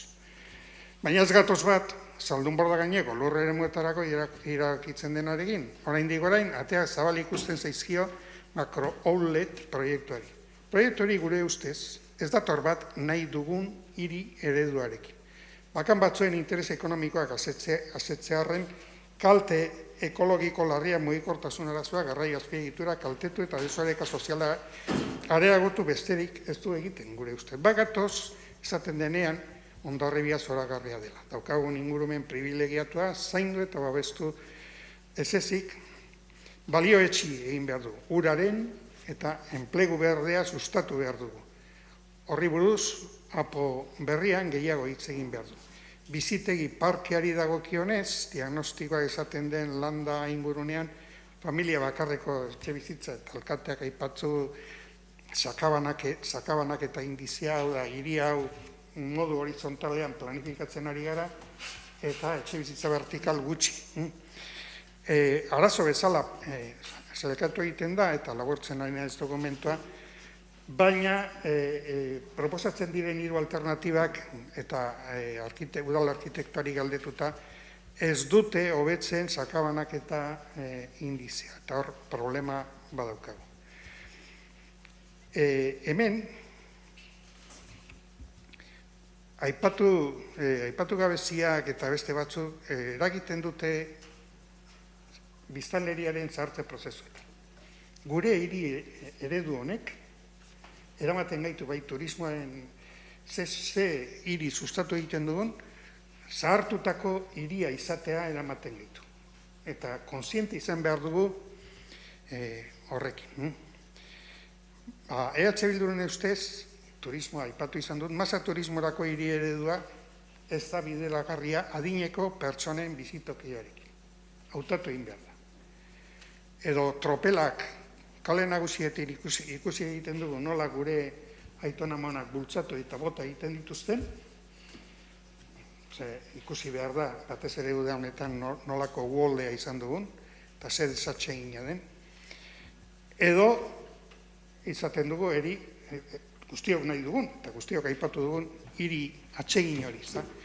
Genero ikuspegiari dagokionez, memoria bat txostenak, 114. orrialdean, lurralde antolamenduaren gidalerroko batzuk biltzen ditu. 4, hain zuzen ere. EH Bildu beste batzuk eranztea proposatuko luke gutxinik, gidalerretan agertzen den 10. eta honela dio. Herritarrek parte hartzeko prozesua garatzea, genero ikuspegia aintzat hartuz, emakumeen partea indartzeko. Espazio publikoa ezin erabili baitaitezke, emakumezko eta gizonezko bereizkeriak erakusteko. Ez ekitaldi sozialetan, ez kulturaletan, ez da gutxiago ere, aisialdiko edo jai giroko jardueretan. Eta azken haitz, hizkuntza inpaktua hitz egin nahi dut, horretik adierazi dut, eta hemen guk aztertu dugu Jaurlaritzaren HPS hizkuntza politika sailburutzan dagoen dokumentazioa eta iruditzen zait nahiko argigarria dela. Kultura eta hizkuntza politika sailak eraikitako aplikazioaren arabera apo berriaren iraunaldian euskararen bilakaera, eta Igorrek aipatu du, EPI deitzen den euskararen proiekzio indizea negatibo ematen du. Alegia, euskara desagertzeko prozesuan murgiltzen dela ez bada ezer egiten. Galtzeko joera dago. Eta aipatzen da, eta alkateak irakurri digun txosten laburra, hizkuntza inpaktuari buruz, aipatzen da dekretua azaroaren 19/2019 dekretuak, 50. artikulua, eta uste merezi duela irakurtzea artikulu esaten duen, ezta? Dekretuak zehazten du udal zerbitzu teknikoak egingo dute hizkuntza inpaktuaren azterlan. Alegia, udal teknikoei dagokie azterlan egitea. Eta aipatu egiten da zer aztertu behar da. Planaren edo proiektuaren azalpen orokorra eta garatzeko beharko den denbora gaineko aurreikuspenak. B. Hizkuntza inpaktuaren intentsitatearen kalkulua. Inpaktuaren intentsitatea kalkulatzeko, aldagai hauek hartuko dira kontuan. Bizitza sozialaren eta kulturalaren gaineko inpaktua, biztanleen edo bizitarien hizkuntza gaitasuna, biztanleen eta bizitarien hizkuntza erabilera, jardueraren eta zerbitzuaren eremuko komunikazioa, eraginpeko eremuko hizkuntza paisaia, jardueraren eta zerbitzuaren eremuko hizkuntza eskaintza, C. Funtsezko alderdiei buruzko azterketa, honako eremu hauek kontuan hartu beharko dira. Plan edo proiektu motaren ezaugarrien buruzkoa, planaren edo proiektuaren denbora eta espazio dimentsioak, kokapenari buruzkoak, planteatu diren hizkuntza erabilerei buruzko irizpideen gainekoa. D. Konpentsazio neurriak eta neurri zuzentzaileak. Beraz, nahiko argi dago, bat, udal zerbitzu teknikoei dagokiela inpaktuaren azterlan egitea edo bere kasuan bilatzea laguntza. Ahalik eta azkarren egiteko, guk eskatzen dugu txosten hori, edozein kasutan eskatuko genioke tokiko gobernuari eta udal zerbitzu teknikoei Hondarribiko Blagan Euskal Elkartearekin harremanetan jartzea azterlan hori alden neurrian begiratzeko eta lankidetzan egiteko. Premia bada. Onaino bada, eta beteko dut denbora, harrituta nago nire buruarekin. Hondarribiko EH Bilduko udal taldearen iritzia jakina bezizuet. Gure ustez,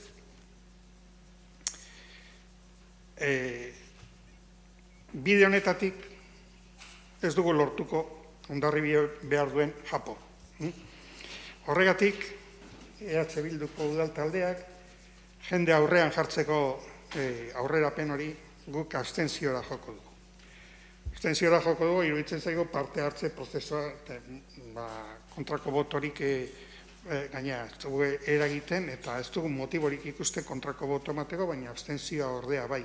Eta horrek eragingo du gero gainerako gaurko aztergaietan. Hala ere, bada langa gorri bat guretzat, eta hori da aipatu dugun azkenengo hizkuntza inpaktuaren azterlan. Azterlan hori egin beharrekoa da, ahalik eta azkarren. Horrela eskatzen dugu, eta ez dugu onartuko EH Bilduk, ez dugu onartuko aporik azterlan hori izan gabe.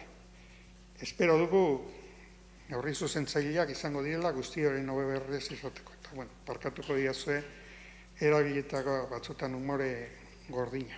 Mila esker. Mila esker. Ordan aipatu dugun bezala, orain talde bakoitzak 5 minutuko epea izango du, behintzat aukera, nolabaiteko erreplikak eta egiteko. Eta nik, eskolako garaiak, eta gure taldearen izenean noski, eskolako garaiak gogorazten dizkidate hemengo pleno batzuek. Eskolako garaian, batez ere ikasle zinela, aritzen zinen, saiatzen zinen, batzutan gauzak ulertu itxentzen itun, eta asmatzen zenun gauza horiek esaten, eta batzutan emaitza honak izaten zen itun. Eske, hemen oso zaila da hori lortzia. Batek aipatu du, pixka bere buruen gainatuta etortzen dela, ze nolabait esateko bukaerako emaitza badaki, Xavier. Eske, zenbaki gutxirekin ulertzen dire gauzak. Eta jarri bestaldean, eta esan, egiten dugula, lortuko dugu adostasuna. Eta, sentsazioa da, ez dugula sekulan asmatzen. Edo asmatzen baldin badugu, asmatzen dugu, bino, falta zaizue hau, eta bestia, eta bestia, eta bestia, eta bestia.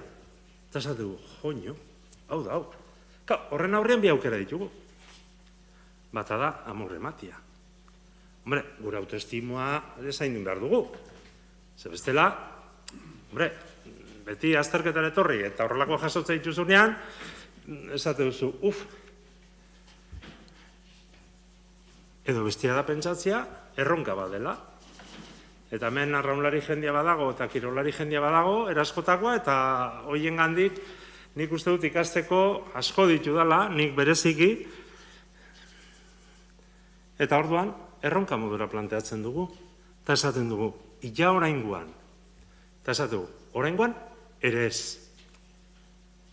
Ez dut esango irakasle guztien kalifikazioa berdina denik. Ez du sinplekerian erori nahi. Nio sentsazioa da, motel egiten dugulako, azkar egiten dugulako, hau falta zaigulako, bestia falta zaigulako, eta esaten dugu, joño, egunen batien asmatu beharko dugu. Eta erreferentzia konkretuak egingo ditut. Abotsan itzen erlojoa eta guria ez dator bat. Uste dut ez dugula marka berekoa. Ez dakit, konturatzen txazten falta zaidala, eta ez dugu inoiz asmatzen. Denboran ez dugu dugun larritasun egoera eta premia eta barta aipatzen dugunean, zuek ez. Zuek aipatzen duzenean, guk ez. Eta esatu, denbora bere izango da baten, entzat, ez?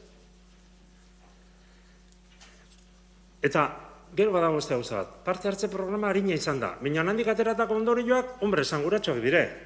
Eta esatu zu, zer ez dut ulertzen. Edo harina izan da, eta ez aktibo izan, edo, bai, ze ondoriok balio digute, eta esate dut, pentsatu nahi dut, zuek bezala, dokumentazio hor dugu denok, eta aztertzeko, eta politikego behiratzeko, baina esate dut, hobeto egin daitekela, zalantzarik ez, perfekzioa bizitza honetan existitzen da, beti pixko bat arago, hori ere aspaldi ikasi genuen. Baina asko eskertzen dugu beste gauza bat, adostasuna bilatzeko diskurtsoa, eta parte hartzeko diskurtsoa. Eta hori asko eskertzen dugu. Denok dakigu bizitza komplikatua dela, eta bizitza politikoa herri mailan, are gehiago, esango nukenik. Ion eskertzen dugu. Celeridad es el término que se ha utilizado. Creo que hemos intentado justificar, argumentar por qué estamos actuando de esta manera. Por supuesto que requiere tiempo. Josu, ¿te acuerdas que votaste el 2011? Porque dices, bien, hacemos el ejercicio teórico, nos olvidamos del transcurso del tiempo, pasan 2 años y luego escucharemos. Claro, es que no sois capaces de sacar adelante un plan. Y dices, hombre, claro que requiere tiempo, pero sí es verdad que nos cuesta un poco, como decía antes, acertar. Y luego hay tantas cuestiones, y como nos hemos hablado de 5 minutos y ya voy 5:04, naita ezin entzun dugu. Naita ezin. Hauxe da, esaten dut, hauxe da, gure destinu petrala. Naita ezin. Ez da lema polita. Ez da lema polita. Baina, hausnarketan jarraituko dugu eta eskertzen ditugu noski ekarpen guztiak. Eta orduan ondo iruditzen baldin bazaizue, besteok parte hartu nahi baldin baduzu behintzat, agotxan hitzek izango du aukera. Bai, ni esker. Eskola garaia aipatu da, eta askotan sentsazioa da, udaletxe bat zuzentzen dela ikasketa buru profiletik. Eta hau ez da eskola. Hizketarako, adostasunetara iristeko, saiakerak egin behar ditugu guztiok. Eta askotan, nik nire buruari ere autokritika egingo diot, saiakera guzti horiek ez ditugula ziurrenik bere estremoetara edo maila nagusienetara eramaten. Zaila da aldiz, ulertzen dut, zaila dela. Izan ere, mentalde bakarrak aditzera eman du botua, ez da kontrakoa izan, baina aldiz, alkatearen erantzuna badirudi denak kontra azaltzen garela. Eta ez da horrela izan, nik uste dut, eta lehen aipatu dut bai nik, baina bai talde guztietako alkateak lehenengo, debaterako garaian gaudela. Eta debatean, dudarik eztabaidatu egin behar ditugula ereduak, eredu ezberdinak. Zaila da aldiz, batzordean, hilabete-bete eskatzen denean, ez gerari, badakigu prozedura luze bati buruz ari gerela hitz egiten, eta bermeak eskatzen dituen prozedura bati buruz hitz egiten ari garela. Hilabete-beteko aldia eskatuta, hausnarketarako dokumentazioa irakurtzeko, ezezkoa jasotzen da. Zaila da, bai? Zaila da, noski zaila dela, eta guztiok egin beharko dugula saiakera. Eta uste dut guztiok jarri ditugula mahai gainean, zeintzuk diren ikusten dizkiogun indarguneak eta ahulguneak. Espero dut debaterako garaia zabaltzea. Guri gustatuko litzaiguke, gaurko udalbatzara etorri aurretik, eta uste dugu hala beharko lukela prozedurak, aztertu eta talde politiko ezberdinak ekarpenak egin ahal izango bagenitu aurrerakina behin onarpenera ekarri ahal izateko. Eta behin ekarpen horiek eginda ahalko balitz adostasunez onartzea. Baina 15 eguneko epean ia irakurtzeko ere denborarik izan gabe, sakontasunean ez du irakurri ahal izanik uste dut hemen gauden udalkide bakar batek ere, gainetik egindako irakurketa eta saiatu zateratzen dokumentu guzti hauei mamia egin ditugu egindako ekarpenak. Bermeak eta denborak badatoz. Eta zein da arazoa, zeleridad esaten zenean edo azkar egin beharrearen arazoa? Ezin dugula dokumentu hau azkar eta gaizki egin. Ongi egitea da lehenestu behar duguna. Eta saiatuko gera ongi egite horretan ahalik eta azkarren. Baina ez korrika eta presaka, ez ekarpenik egiteko aukerarik izan gabe. Eske gutxi gora bera eskatzen diguzuna da baiezkoa ematea dokumentua irakurri gabe. Zaila da hola. Bi gauzatxo aipatu nahiko nituzke. Etxe bizitza parkaren inguruan. Lehen estea babes ofizialeko etxe bizitzen egikaritzea. Aipatu da badaudela aurreko apotik proiektu batzuk ekartzen direnak eta horietan uste dugu eta dokumentazioan hala jasotzen da ere, eremu berrietan eraikiko diren etxe guztiek legez jasota dago 100% batean babes ofizialekoak izan behar dutela. Eta 100 horiek errespetatzea eskatuko dugu eta lehentasunez jokatzea eskatuko dugu babes ofizialeko etxe bizitza horiek egiterako garaian. Herritarrei laguntzen dielako alde batetik eta herri kohesioa indartzen duelako. Etxe bizitzak erosiak aipatu da hemen. Egin gabeko etxe bizitza erosi bakar bat ere ez dago. Ez du notarioak usten etxe bizitza bat erostean ez badago etxe bizitza bat eginik. Ez dago dokumentu publiko bakar bat ere ziurtatuko dunik etxe bizitza bat erosia dagonik, egina ez badago. Muliateko zuloa, desagertuta dago. Ez dugu inon topatu, uste dugu garrantzitsua dela. Mugikortasunaren inguruan markatu Amutetik Tudelenearaino edo Botikarainoko errepide berri bat ulergaitza da, sigiza da. Ez da efizientea. Baina hitz egingo dugu, prest gaude, lehen aipatu du, debatituko dugu, pozik gaude, debatitzeko aukera daukagulako. Eta herritarrei ere deia luzatu nahi genieke, hemendik parte hartu dezaten, beraien kezkak, beraien interesak aditzera eman ditzaten, eta guztion artean, presari gabe, eta lehen aipatu dudan bezala, alde bakarrekotasuna alde batera utziz, egin dezagun dokumentu interesgarri bat etorkizunerako, bai gure generazioarentzako eta baita etorriko direnentzako, bai gure udalbatza honetarako eta baita guri ordezkatuko diguten ordezkarientzako. Hori izango da, nik uste dut, bermea ongi lan egin dugunarena. Eta aldiz, kontrakoak badakigu zein duen emaitza eta zein larriak diren ondorioak. Ez dakit luzatu nahi zen, saiatu nahi salik eta azkarren esaten, baina mila esker. Eskerrik asko. Beste interbentziorik? Bai. Bai, vamos a ver, Txomin.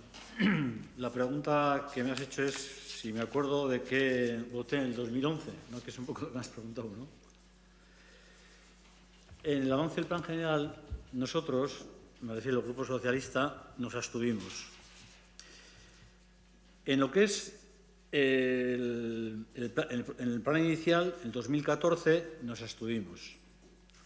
En el provisional, en el 2015, la aprobación provisional, nos abstuvimos. Y en la aprobación definitiva, en el 2017, nos abstuvimos. Pero en toda esa historia, ¿por qué? ¿Por qué? Porque en el fondo hay nuestro modelo y el modelo que defendisteis vosotros en el plan general, no estábamos de acuerdo. Sobre todo en dos aspectos importantes. Era en la política de vivienda y en la política industrial. En todo ese proceso, me acuerdo perfectamente, porque me tocó vivir toda esta situación. Y en ese sentido, al final, de toda la cuestión, nos abstuvimos al final porque después de todo se consiguieron una serie de mejoras importantes, porque era un plan general que no aparecía la vivienda de alquiler, aparecía una vivienda pública en etéreo. O sea, un poco así. Aparecía la parte de Basaco, que eran las transferencias famosas que se establecen con las diferentes, por ejemplo, Montañanea, Basaco. Y bueno, nosotros con ese modelo, pues no estamos de acuerdo. Y no estábamos de acuerdo, sobre todo con el aula de Zaldunborda. Yo me acuerdo que la última alegación que hicimos por nuestra parte en el último pleno fue el aula de Zaldunborda. Decíamos que de alguna forma no estábamos de acuerdo con ese tipo de modelo, que luego al final pues ha resultado pues lo que ha resultado. Es un fiasco. Es decir, todo eso, de alguna forma, nosotros nos acordamos, porque vivimos aquel proceso desde arriba abajo. Entonces, esa es la cuestión. Es decir, la memoria está ahí, es una memoria viva. Y esperamos fundamentalmente que en este nuevo plan general, que de alguna forma se nos está planteando, podamos de alguna forma, bueno, un poco lo que al final, es decir, que la política, de alguna forma, sea el elemento eje vertebrador, el que la iniciativa pública sea el eje fundamental de esta actividad, no tengamos que depender de la empresa privada, no tengamos que depender del mercado de la vivienda, porque en Hondarribia tenemos un problema serio y real, y es de que los ciudadanos, jóvenes, mayores, todo el mundo, pues cuando de alguna forma se le acaba el contrato, empiezan a temblar, porque no tienen dónde trasladarse y tienen que automáticamente pensar en otras ubicaciones. Y ese es el modelo que de alguna forma tenemos que combatir y tenemos que luchar. Ese es uno fundamental.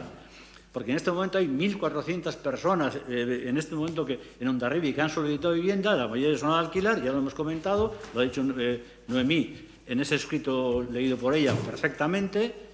Y bueno, esos son los elementos reales. Y desde el punto de vista de modelo de industria, de lo que es Zaldunborda, lo que representa el tema de servicios. Hondarribia depende demasiado del trabajo estacional, me refiero del estacional del servicio, que en invierno pues tenemos nuestros problemas. Entonces, ese es el modelo que de alguna forma, y ahí es donde de alguna forma la política es la que tenemos que hacer. Y lo tenemos que hacer entre todos. Tenemos que modificar un modelo que ha resultado, bueno, y que la pandemia nos ha demostrado que hay agujeros y lagunas. Nosotros tenemos que compartir con Irún lo que es el Bidasoa y lo que es la parte industrial. Es decir, no nos podemos resignar solamente al sector servicios. Y ese modelo, me acuerdo perfectamente en los debates que teníamos, y bueno, yo creo que el tema de Zaldunborda se ha quedado.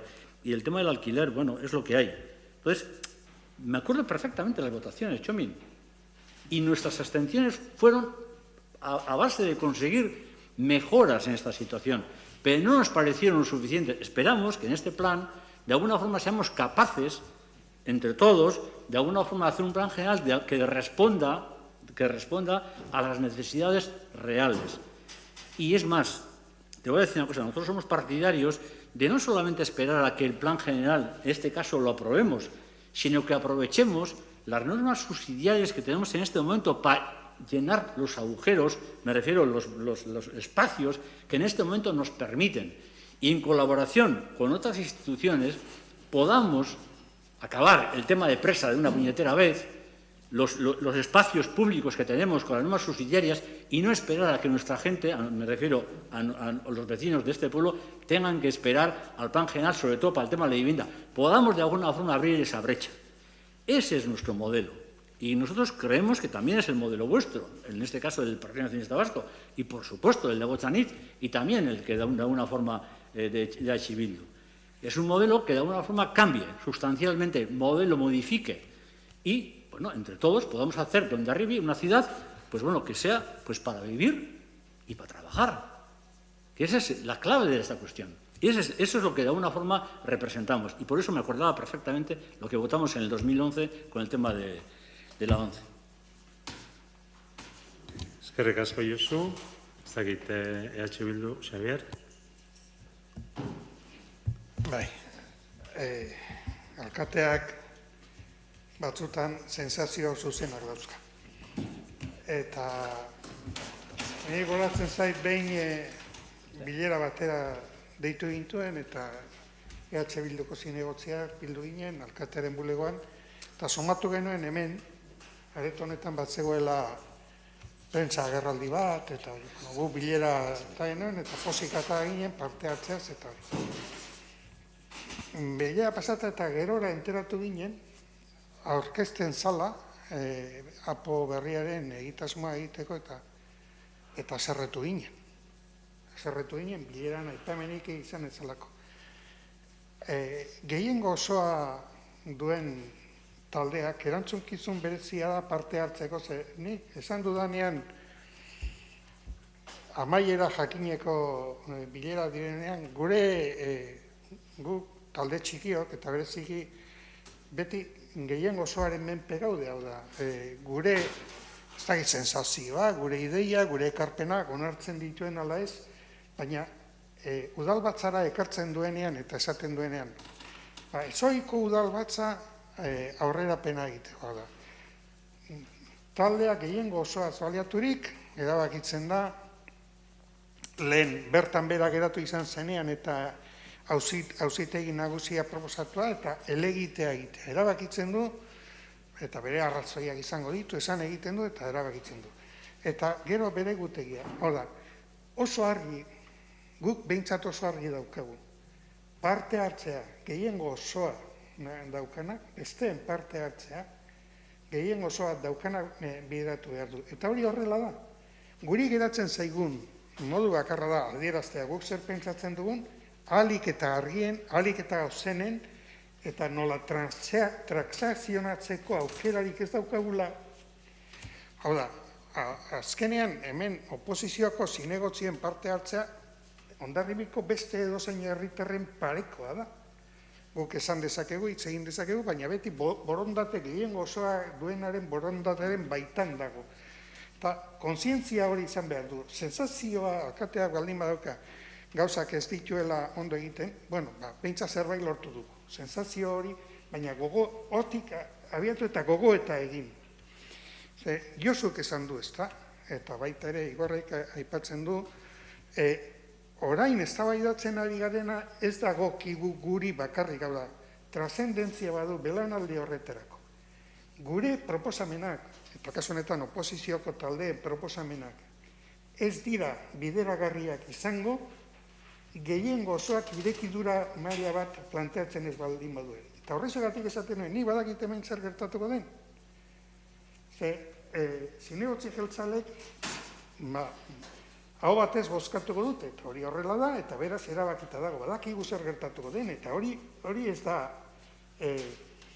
hori gertaera horrela da, aldez aurretik deituta zegoenean, ezoiko udalbatza hori programatuta dago, hau da, sensazioa, gure sensazioa zein den, hemen, apo berri honi dagokionez aldez aurretik pentsatuta zegoela, aginduta zegoela udal teknikariek lan egiteko eta arkitekto berria kontratatzerakoan, eta lehentasuna baldin badago. Baina gurekin konpartitu gabe. Ez da hitz egin horri buruz. Behintzat gurekin ez da hitz egin. Zein da tokiko, agintaldi plana.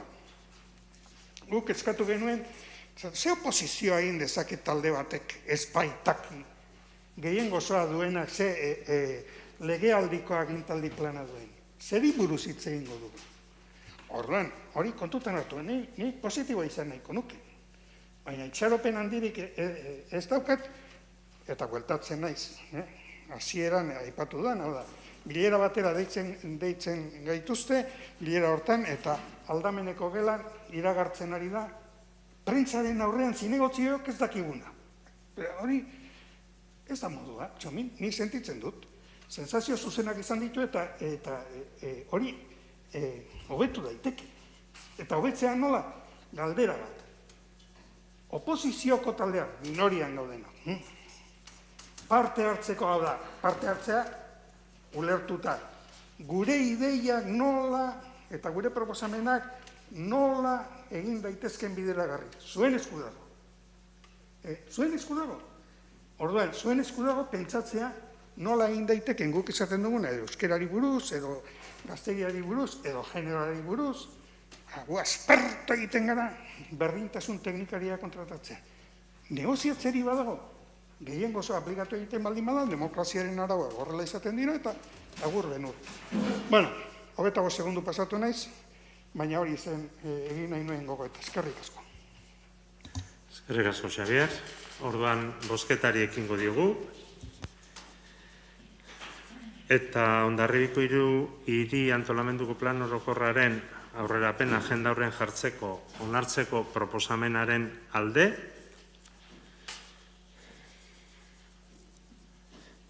Kontra. Abstentzioak. Beraz, gehiengoz onartua. EAJaren 9 zinegotzien aldeko botoak, eta 8 abstentziorekin. Agotxanitzeko 4, PSeko 2 eta EH Bilduko beste 2.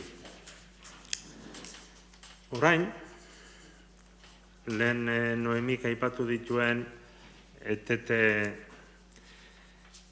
lizentziak etetzeko proposamentara pasako gara, beraz 3, 4 eta 5 gaietan gauza zehatzagoa da, oso zehatza da, eta orduan 3. gai modura honela dio gure testuak. Mendeluz Kapatxulo eremuan, oin berriko eraikuntzarako obra lizentziak.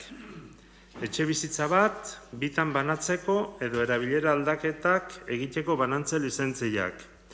Eta erabilera aldaketak eteteko proposamena.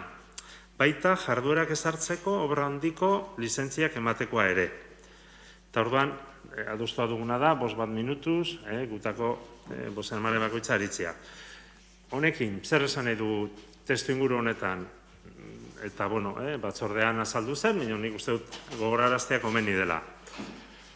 Tramitazio honetan ari garen bitartean, legeak aukera ematen du, lizentziak ez emateko urtebeteko aldi bat finkatzeko. Zergatia argia da. Urte bete edo 2 urteren buruan edo tokatzen den garaian, tokatzen dela zenbait erabaki hartzen baldin badira eta aurreko praxia kontrako izan baldin bada, herritarrei mesede gutxi egiten zaie. Hobeto esan, kaltea egin dakieke. Eta hori dela eta, proposatzen dire 3, 4 eta 5 puntuok. Kaso honetan, Mendelu Eskapatxulo eremuari buruz, aurretiazko azterketa batzuk egin ziren, plan bereziaren tramitazioa bertan bera gelditu zen, aurreko plan orokorra baliogabetu zenean, eta hemen proposatzen dena da, ez etxeko mantenu, kontserbazio, lanak egiteko lizentziak etetea. Ez da hori. Baizik eta oin berriko eraikuntzarako obra lizentziak esaten denean da, etxe berria eraikitzea, ez? Edo etxe bat bitan banatzeko, edo bestelako erabilera aldaketak egiteko. Eta oroar, jarduerak ezartzeko obra handiko lizentziak, ze nolabait proposatu zaiguna da, guk horren inguruan gaur bestelako erabakiak hartuko bagenitu, asko baldintzatuko luke, gero hartu behar den erabaki sorta. Eta zentzu horretan horrela ikusten dugu, eta hori dela eta proposatzen dugu, zuen konsideraziorako, ia horren alde boto eman daiteken.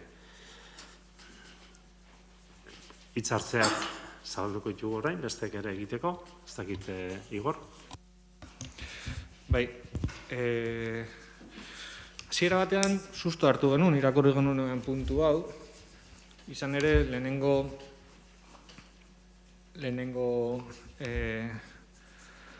irudia Mendelu auzoan hainbat eraikin kalteak dituztenak edo kontutan edo gogora etorri baizitzaizkigun, eta egia da, hala galdetuta, mantenurako lanak edo nolabait ez direla etengo, eta hori garrantzizkoa deritzogu, espero dugu alde horretatik ez inolako arazorik izatea inork. Bestalde batetik, logikoa iruditzen zaigu ere. Proposatzen den hau, logikoa iruditzen zaigu. Orain badugu galdera bat, eta gustatuko litzaiguke logika horren barruan aldeko bozka izatea, baino zalantza pizten zaigu egoera hauetan dagoen inolako tramitaziorik edo izapiderik martxan badagoen gaur egun udalean. Eta izapideren bat martxan baldin badago zer gertatzen den izapide horrekin. Izan ere ez genuke ulertuko gaur hartzen dugun erabakiak martxan dagoen izapideren batengan eragina eukitzea.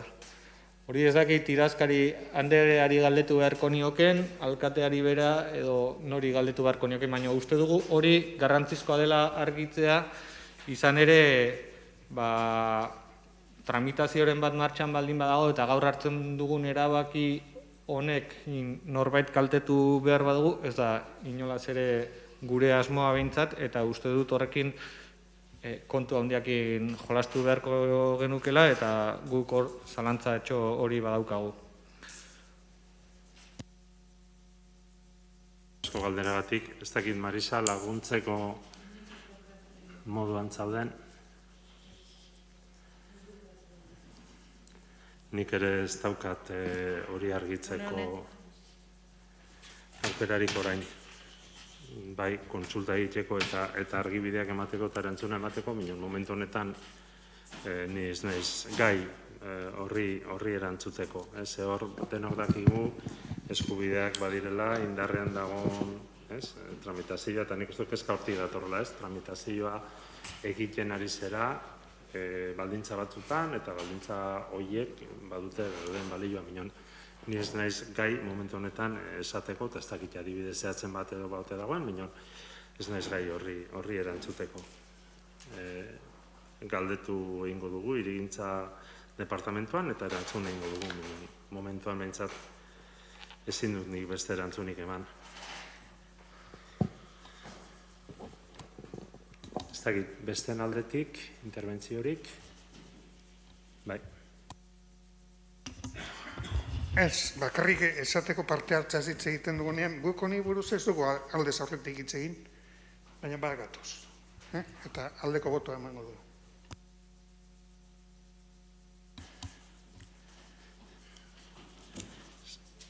Orduan, bozketari ekingo diogu.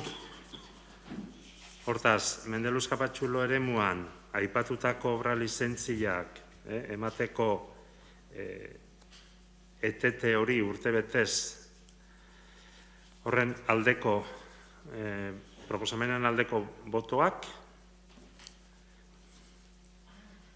kontra, abstentzioak,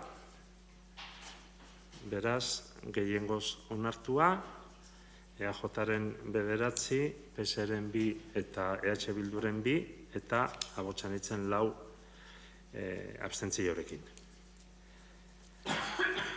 Laugarren gaia, aldezarrean eraikinen beko solairuetan etxe bizitzak ezartzeko erabilera lizentziak emateko etete proposamena.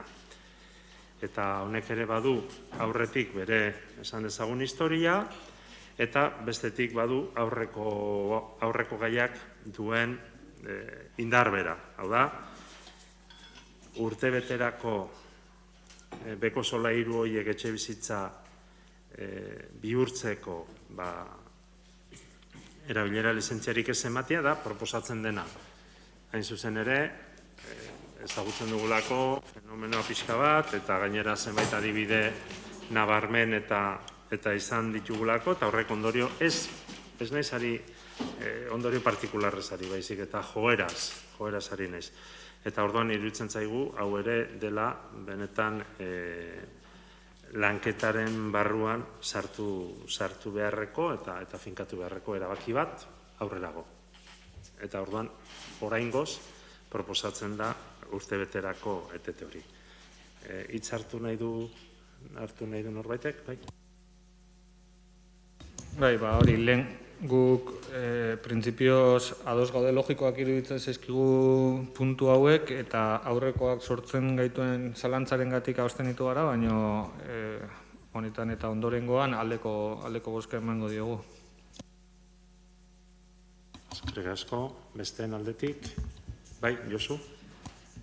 A ver, gure aldetik, nosotros creemos que, tiene argumentos y es razonable, ¿no? Pero lo que no entendemos es por qué solamente se pone un año. Porque, a ver, mientras que el plan general no se apruebe, a ver, el tema de las viviendas turísticas, un año. Ya, dentro de un año estamos en una situación. Perdón por interrumpir, pero es por ley. Es por ley. En este momento, Sí. únicamente podemos hacer la suspensión por un año. Vale. Esta suspensión es potestativa. Y la ley nos dice que esa suspensión no puede ser superior a un año en Es decir, este que nosotros, por momento. ejemplo, dentro de un año podemos otra vez... En el prorrogarlo. momento de la aprobación inicial, el ayuntamiento puede volver a decidir la suspensión Sí. de las licencias en aquellos sitios que considere oportuno. A ver, pero si tú imagínate que ya pasa el año y todavía no hemos hecho la aprobación inicial. ¿Podemos prorrogar esto? Esa no se puede prorrogar. Esta no. Esta no. Una vez que ha pasado el año, vuelve otra vez a ponerse en vigor la posibilidad de solicitar esas licencias y conceder. O sea, que en realidad es Pero así. Sí. con la aprobación inicial puede haber una nueva suspensión. O sea, se entiende que de alguna forma esta suspensión viene argumentada por el avance del plan general. Exactamente. Bien, vale. Es para que durante este tiempo se estudie la ordenación que se vaya a plantear de esas viviendas, de ese tipo de licencias. A no ser que de alguna forma se haga un reglamento, un reglamento antes de... Se puede hacer un reglamento, ¿no? Y se hace un reglamento y se aprueba, sí, ¿no? Habrá que ver cómo se puede hacer esa ordenación, Vale. y qué soluciones tiene y estudiarla.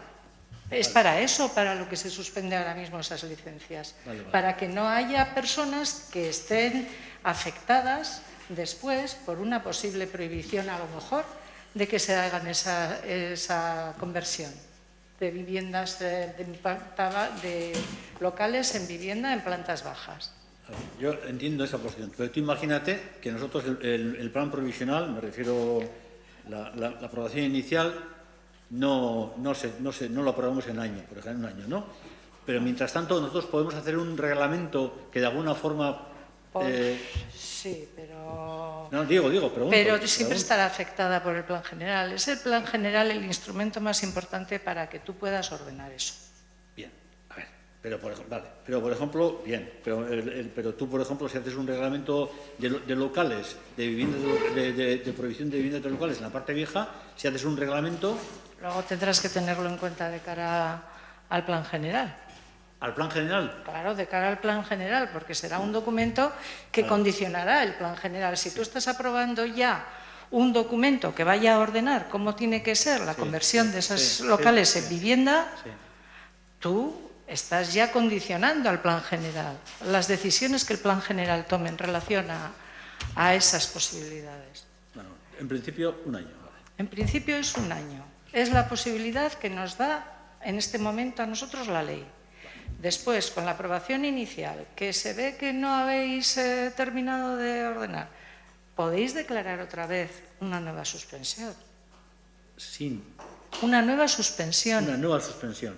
Eso te quiere decir que una nueva suspensión. Con la aprobación inicial puede ir una nueva suspensión. Pero si no hay aprobación inicial, laguna. Hay una laguna. Claro. ¿Vale? Claro. Argituta? Bai. Bale, eskerrik asko. Ez dakit Bildu utzi nahi luken. Orduan, bozketari ekingo diogu, alde zaharrean, eraikinen beko solairuetan etxe bizitzak ezartzeko, erabiltzeko lizentziak emateko etete proposamenaren alde. Aho batez, onartua.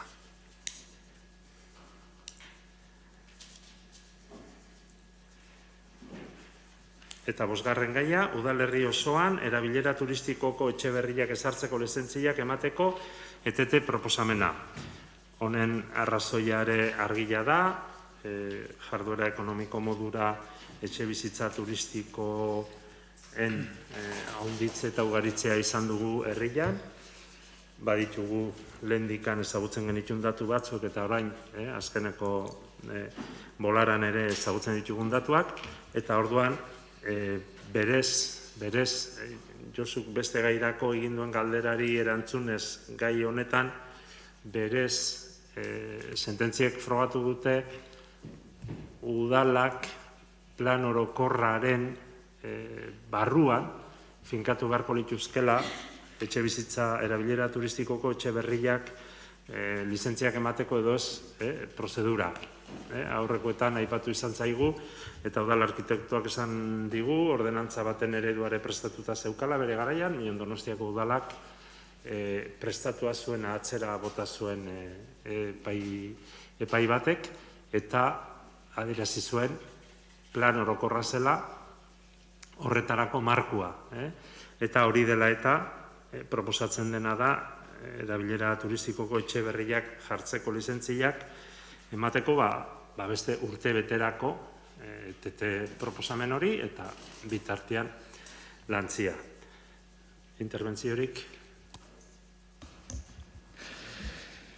Bai, apartamentu turistikoen gaia luze darabilgu. Lehen aipatu da aurrerakin honetan jasotako txosten bezala Ikeiren azterketa baten inguru, 2018ko azterketa baten inguruko txostena hartzen dela oinarritzat, eta, aurrerakinarentzako nabarmena da azken datuak alkate jaunak aipatu duen bezala eta udal arkitektu andereak aipatu zuen bezala, azken datuak ematen dutela 2018ko, hau da duela 3 urteko datu horietatik apartamentu turistikoen kopurua 60 edo 70 inguruan igo dela. Beraz, 2018an kezka azaltzen genuen bezala eta mugatzea proposatzen genuen bezala, gaurko egunez 160 edo 70ko igoera izan duen dokumentuarek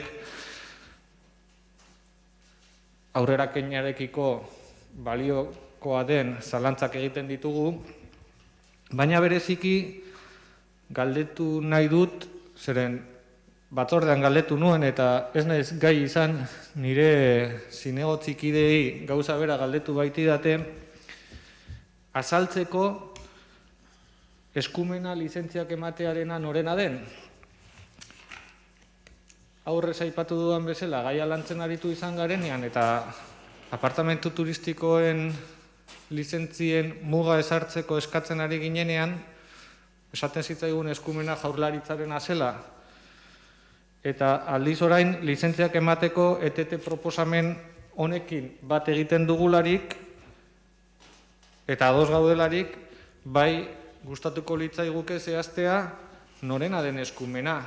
Izan ere, aurrez egin ezinetzen hori, orain egin badaitekela badirudi, eta guk aldeko bozka emango diogu noski, baina hor badago zerbait ez dakiguna azaltzen zalantza agertzen zaigunean, eta batzordean ez nuen argi eduki zeintzen erantzuna, eta gaur oraindik nire zinegotzikidei ez naiz gai izan azaltzeko, beraz, galdetu nahi nuke ja norbaitek azalpena eman diesadakedan, edo diesadakedan. Bai, Maria, erantzungo. Bai. Zuzenean galdera indenez hobeda. Bai, Gabon. Turismo legeak onartzen duen bezala, apartamento turistikoak erregistro bat sortzen da Jaurlaritzan, baina lehen erabilera baimena udalak ematen du, jarduera ekonomiko bat bezala. Denda bat irekitzen den bezala, edo jatetxe bat bezala. Jarduera baten momentutik udalak ematen du baimena, erabilera baimena.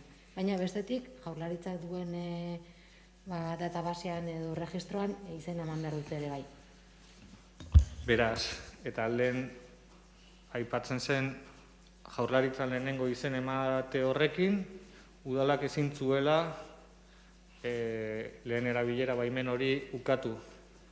Orain, eta honekin posiblea da lizentziak emateko ematea etetea behintzat urtebeteko epe honetan posiblea, lehen ezintzena orain badirudi posiblea dela, eta hori da pixka bat ez dakidana azaltzen galdetzen didanari. Urtetan ikusi dela ordenantza bat egitea etzela nahikoa prozedura hau etetzeko. Orduan ikusi da azkeneko urtetan apoak kontutan izan behar duela gai hau. Horregatik orain horrela egitea proposatzen da. Beste interbentziorik?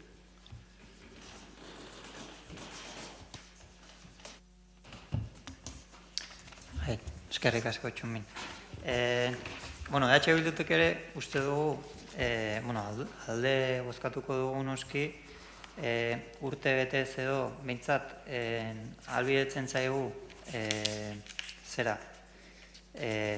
etxe bizitza turistikoen inguruko hausnarketa egiteko enplazamentua egiten zaigu maila batean. Eta guk nahiko nukena da lizentzia berriak eman, ez eman, edo horretaz aparte, aprobetxatzea orain gai hori dugula mailaren gainean, apoan benetan gai hori lantzeko, hausnarketa egiteko, eta behar den tokian, alegia apoan, txertatzeko hori, egindako lana beraz. Ados, lizentzia berriak ez ematearekin, baina uste dugu baita ere aprobetxatu behar dugula denbora. Sakonki gai honi heldu eta bai turismoa eta herri honi dagokion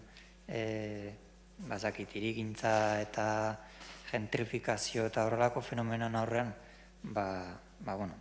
hausnarketa egin eta apoan txertatzeko. Eskerrik asko. Eskerrik asko.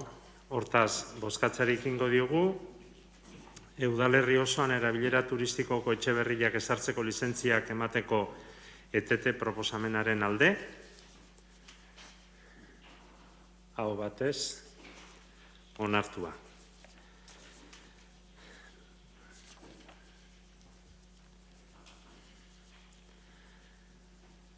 Seigarren gaia,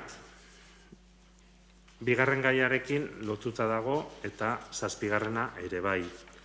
Hau da, Hondarribiko hiri antolamenduko plan orokorraren ohiko ingurumen ebaluazio estrategikorako hasierako dokumentu estrategikoa onartzeko proposamena. Ingurumen ebaluazio estrategikoaren irismen dokumentua ingurumen organo eskudunari aurkezteko.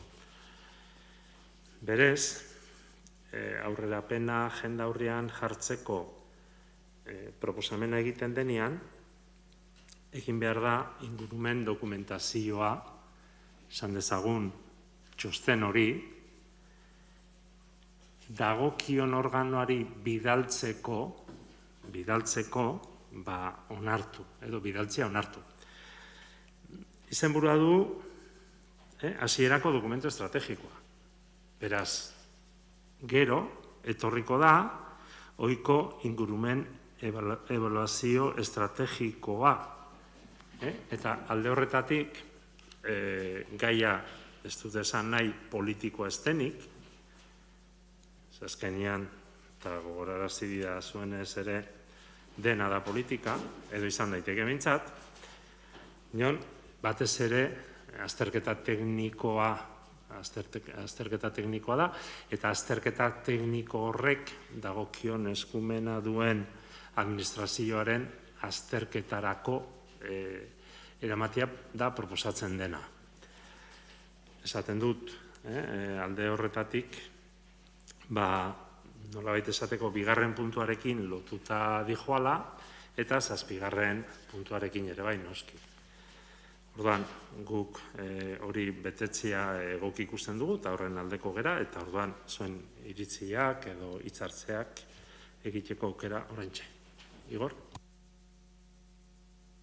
Bai, eskerrik asko.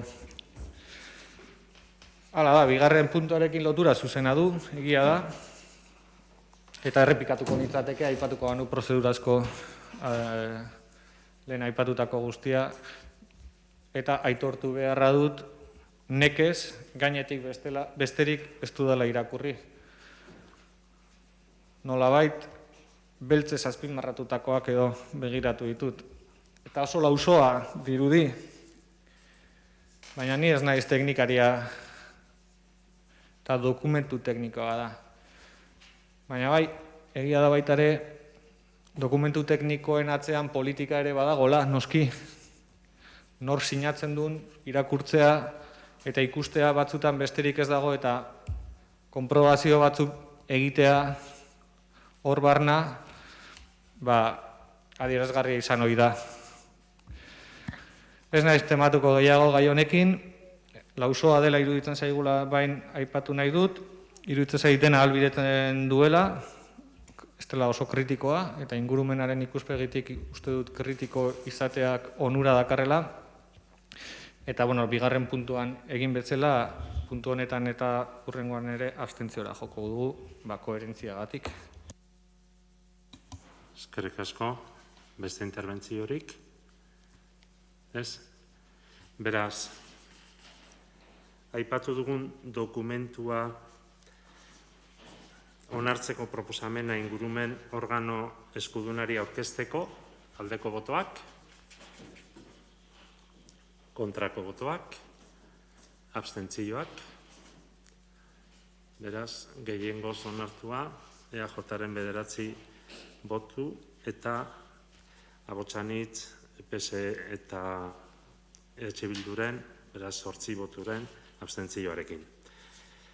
Eta azkeneko puntua gaurkoz, Hondarribiko hiri antolamenduko plan orokorraren planamenduko aurrerapena dokumentua udalerri mugakidetako udalei bidaltzeko proposamena, batzoia adirazi duzue zuen iritzia, legez bete beharrekoa da, ez dakit norbaitek hitzartu nahi duen, beraz, bozkatzearik ingo diogu, bidaltzeko proposamenean alde, Kontra? Abstentzioak? Orduan, aurreko bozketan bezala. Eta honekin, 9:30 jugu, eskerrik asko aritzeagatik, eskerrik asko guk ditugun egitekoak betetzeagatik, eta alik eta bikainen betetzeagatik. Ohar bat bai egin nahiko nuke, irailak 2, eta irailaren 2an beste urte batzutan, ez joan den urtean, beste txip batekin egoten ginen. Espero dut, eta pentsatzen dut denen iritzia jasoko dudala, gogorarazten baldin badut behintzat, jendeak gogoraraztia, etengabe egiten ari garen pandemiaren kontrako borroka horretan, segitu behar dugula, eta segitu behar dugula bakoitzak ahalik eta modurik egokienean. Espero dut ala gertatzea, eta behintzat gure datuak momentu honetan jeisten ari diren bezala, uda honetan oso datu gorriak izan ditugu, jeisten ari diren bezala, ia jeisteko moduan segitzen dugun. Eskerrik asko eta gabona pasa.